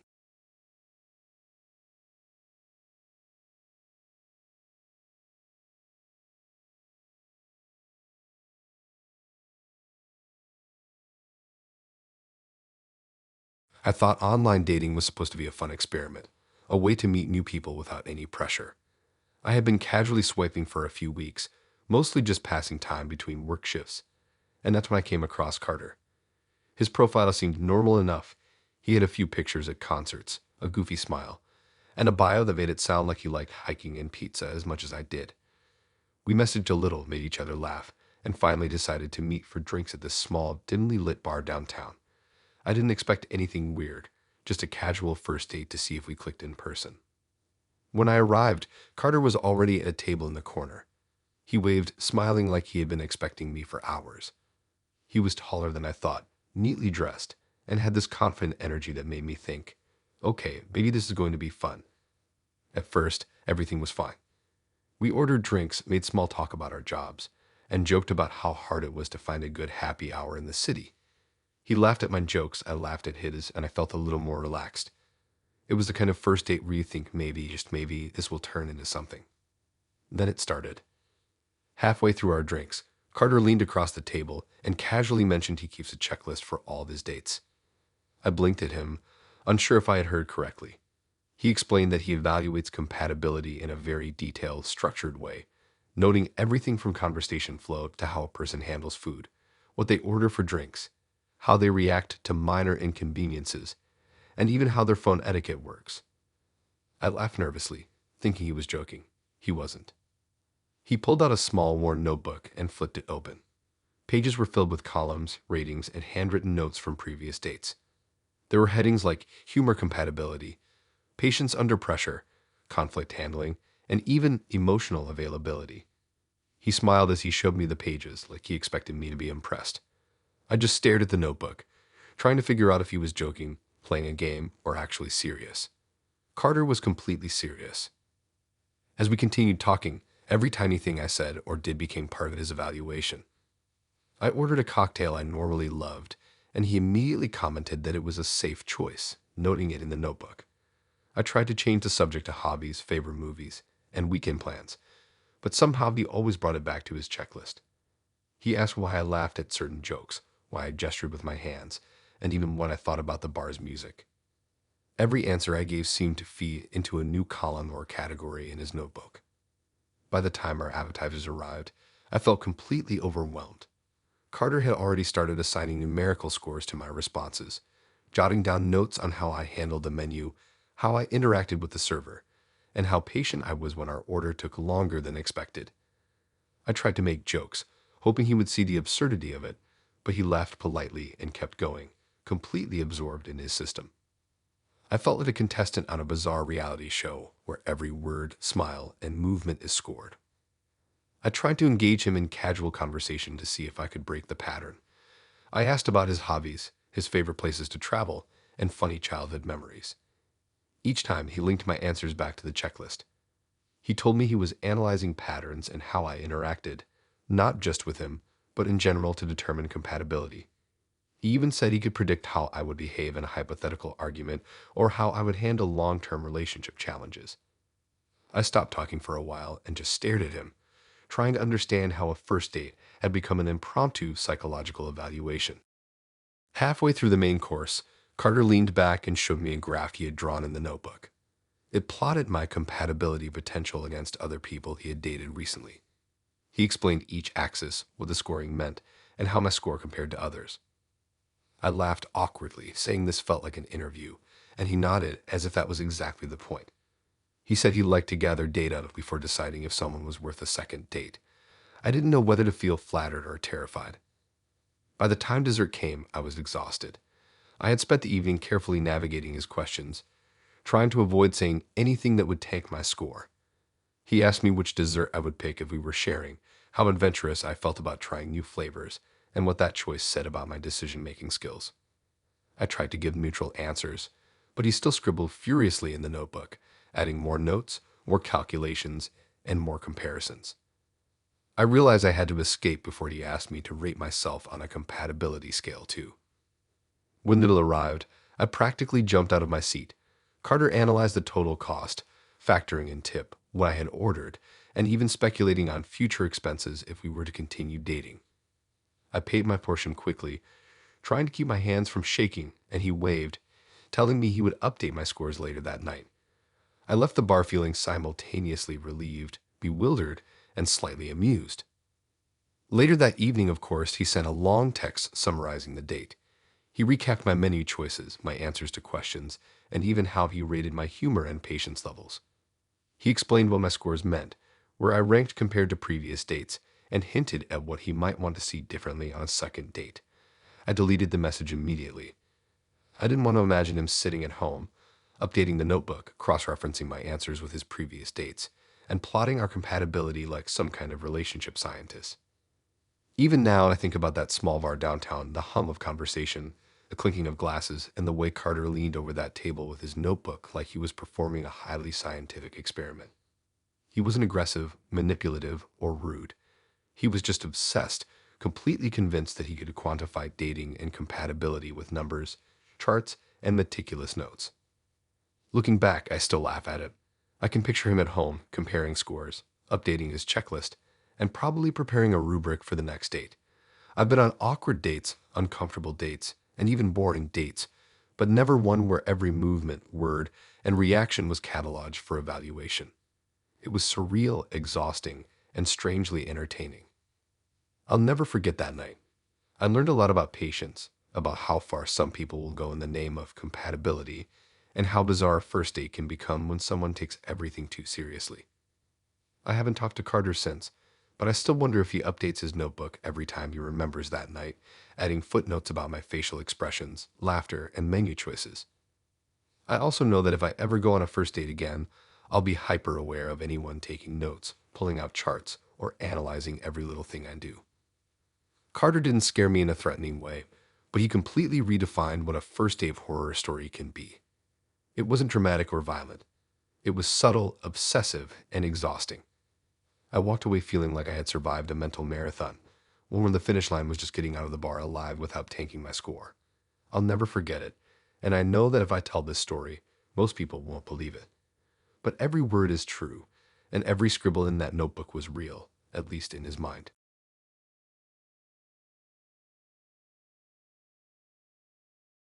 I thought meeting someone for coffee would be safe. Low stakes, casual, no pressure, and a way to see if we actually clicked. I had been talking to Vanessa for a couple of weeks online.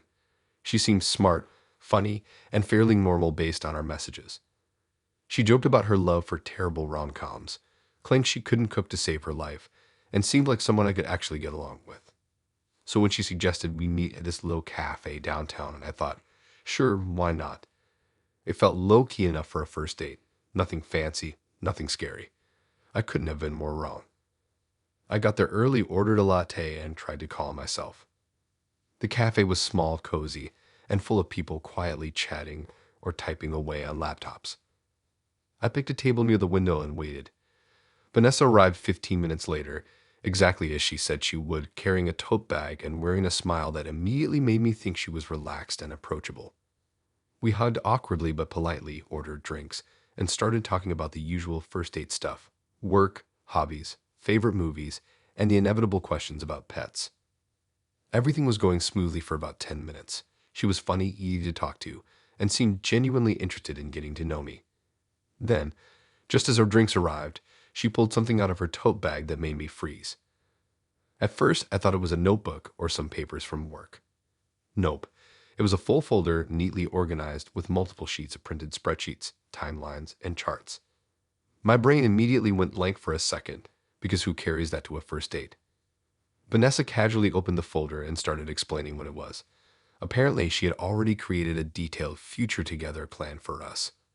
She had mapped out a timeline for how our lives could align, starting from the date itself to weekends, vacations, potential apartment layouts, and even budgeting for things like groceries, rent, and entertainment.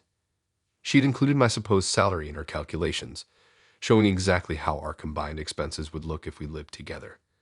I blinked at her, unsure if I had misheard.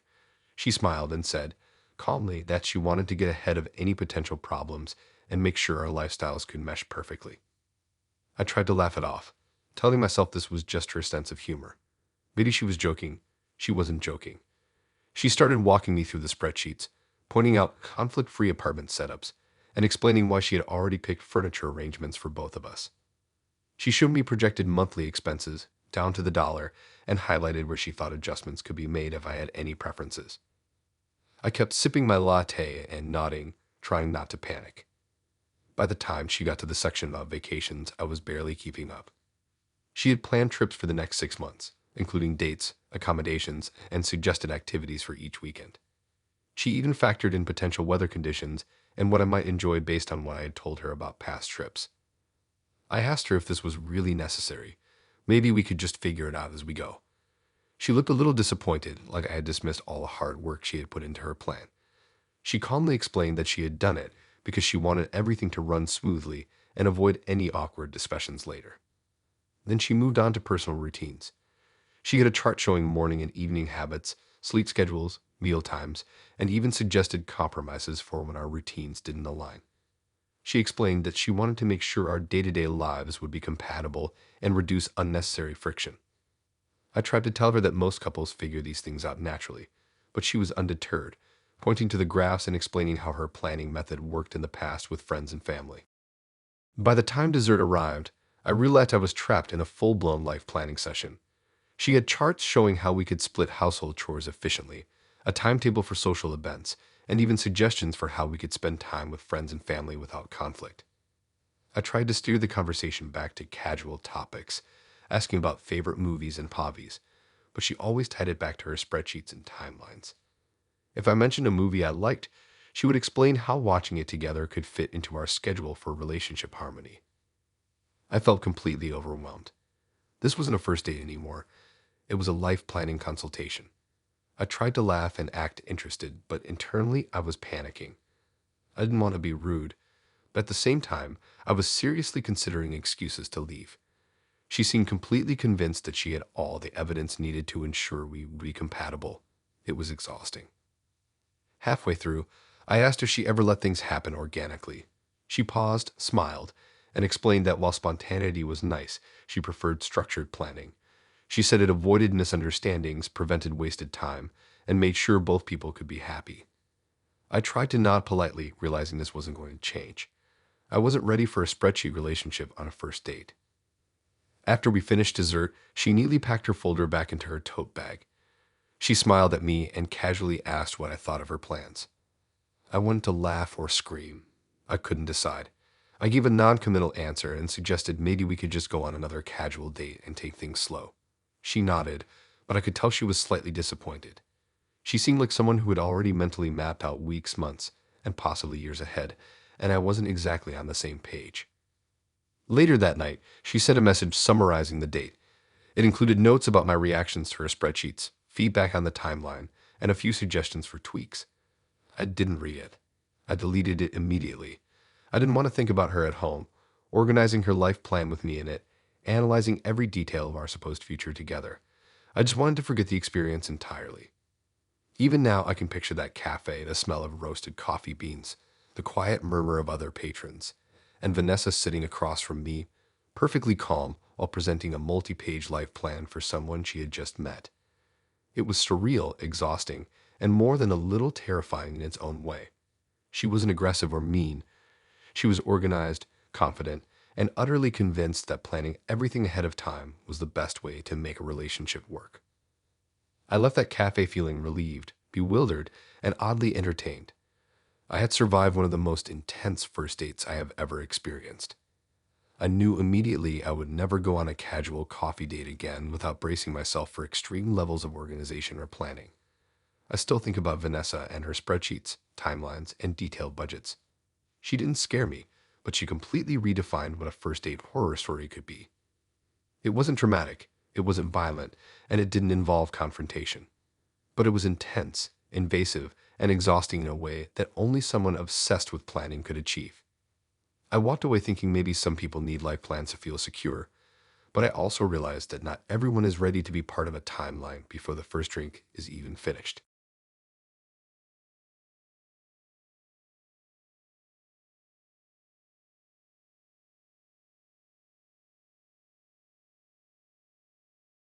I thought I was meeting a normal guy.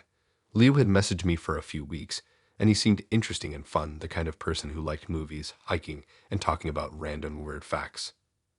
He had a nice smile in his photos, and our texting conversations were easygoing, full of jokes and playful teasing. Nothing about him screamed first date horror story. So when he suggested we meet at a small bistro in the city, I didn't hesitate. It was the kind of place with checkered tablecloths, warm lighting, and that faint smell of garlic and roasted vegetables that instantly makes you hungry. I got there early and picked a table near the window, trying to relax. The bistro was busy but not too crowded, and the soft background music made it feel cozy. Leo arrived right on time, looking casual but put together, and greeted me with a smile. We shook hands awkwardly, sat down, and started talking about the usual first date stuff: work, hobbies, favorite shows, and travel stories. For the first 15 minutes, everything felt normal. He laughed at my jokes, I laughed at his, and it seemed like we were both having a good time. Then things started to get weird. Out of nowhere, Leo asked me very specific questions about my social circle, my past relationships, and my habits, stuff that felt uncomfortably personal for a first date. I brushed it off at first, thinking maybe he was just curious. But as the questions kept coming, I started noticing a pattern. He wasn't just curious, he seemed to be collecting data. Every answer I gave, every detail I shared, was somehow feeding into some larger plan he had. Halfway through our appetizers, he leaned over and casually opened his laptop. My stomach dropped. On the screen was a document with a running list of notes about me. There were categories, bullet points, and even highlighted sections with my name next to comments. He called it data on my name, like I was a subject in a study. I laughed nervously, trying to act like it was a joke, but he just smiled and explained that he wanted to study our interactions as a social experiment to see if we were compatible. I tried to change the topic, asking about his favorite movies, but somehow he always circled it back to his experiment. He had apparently contacted some of my friends beforehand to verify details about me and cross-checked everything against what I told him. He said he wanted to make sure the data was accurate, which was creepy but also strange and methodical. I couldn't believe this was happening. I felt like I had walked into a psychological testing session disguised as a first date. By the time the main course arrived, I was on edge. Leo was taking notes on everything. My tone of voice, how I ate, what I ordered, and even how I reacted to the waiter. He was scoring me in real time, apparently analyzing my communication style, my sense of humor, and my relationship potential. I tried to make small talk and act casual, but everything I said seemed to get recorded and categorized. He even had a section about hypothetical situations, asking how I would react if certain things happened in a relationship. I answered cautiously, trying not to say anything that would make me seem incompatible. But he kept pushing, asking follow-up questions, and noting my responses with meticulous care. I couldn't eat my food. I was too busy trying to process what was happening. Halfway through dessert, Leo explained that he had been compiling data on my online presence as well. He had screenshots of social media posts, comments I had made years ago, and even pictures of me at public events. He wanted to understand my personality fully before moving forward. I laughed nervously, trying to downplay my horror, but he seemed completely serious. It was surreal, like my entire life was being reviewed and analyzed without my permission. I tried to excuse myself to go to the restroom, needing a moment to breathe and think, but when I returned, he had added even more notes. He had created a table comparing my behaviors, my habits, and my social interactions with what he considered the ideal partner profile. He explained it all calmly, like it was completely normal to catalog someone you had just met. By the end of the night, I realized that Leo wasn't being creepy in a threatening way, but he had crossed every imaginable boundary for a first date. He was obsessed with data, tracking, and verification. Everything I did was being recorded, analyzed, and stored in some massive file that he clearly intended to continue updating. I couldn't even enjoy my coffee. I felt like I was living inside a case study instead of a casual evening out with someone new. When we left the bistro, he casually suggested we go for a walk, and I followed him, partly out of politeness and partly because I didn't want to create a scene. During the walk, he continued talking about his study and how he wanted to ensure every interaction was measured. I nodded and smiled, keeping my responses short, desperate to get away without making him suspicious. Later that night, of course, he sent me a follow-up email with more notes, updates to his document, and even questions about my reactions during the date. I didn't open it. I deleted it immediately. I didn't want to think about him at home, updating his files, analyzing every word I had said, and comparing me to some imaginary ideal partner. I didn't want to imagine the endless charts, columns, and notes that he had probably already started compiling before the date even ended.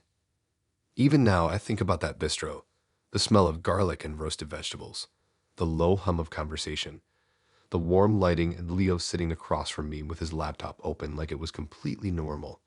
It was surreal, exhausting, and deeply unsettling. He wasn't rude or violent. He was meticulous, obsessive, and completely convinced that he could predict compatibility through documentation and observation. I left that night feeling relieved, confused, and honestly a little amazed. I had survived one of the strangest first dates in my life. I knew I would never meet someone new without being cautious of laptops, spreadsheets, and detailed social experiments.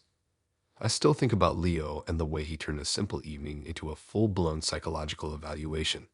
It wasn't aggressive, dramatic, or unsafe, but it was completely overwhelming and invasive. I keep picturing him at home, still updating his files, analyzing the date, and probably preparing a follow-up experiment for the next time we hypothetically interacted. I haven't talked to him since, but the memory of that date is unforgettable. It completely changed my expectations for what a first date could be. What I thought would be casual coffee ended up being a full-on study session on my life, behavior, and personality. It was subtle horror, not the kind with shouting or physical threats.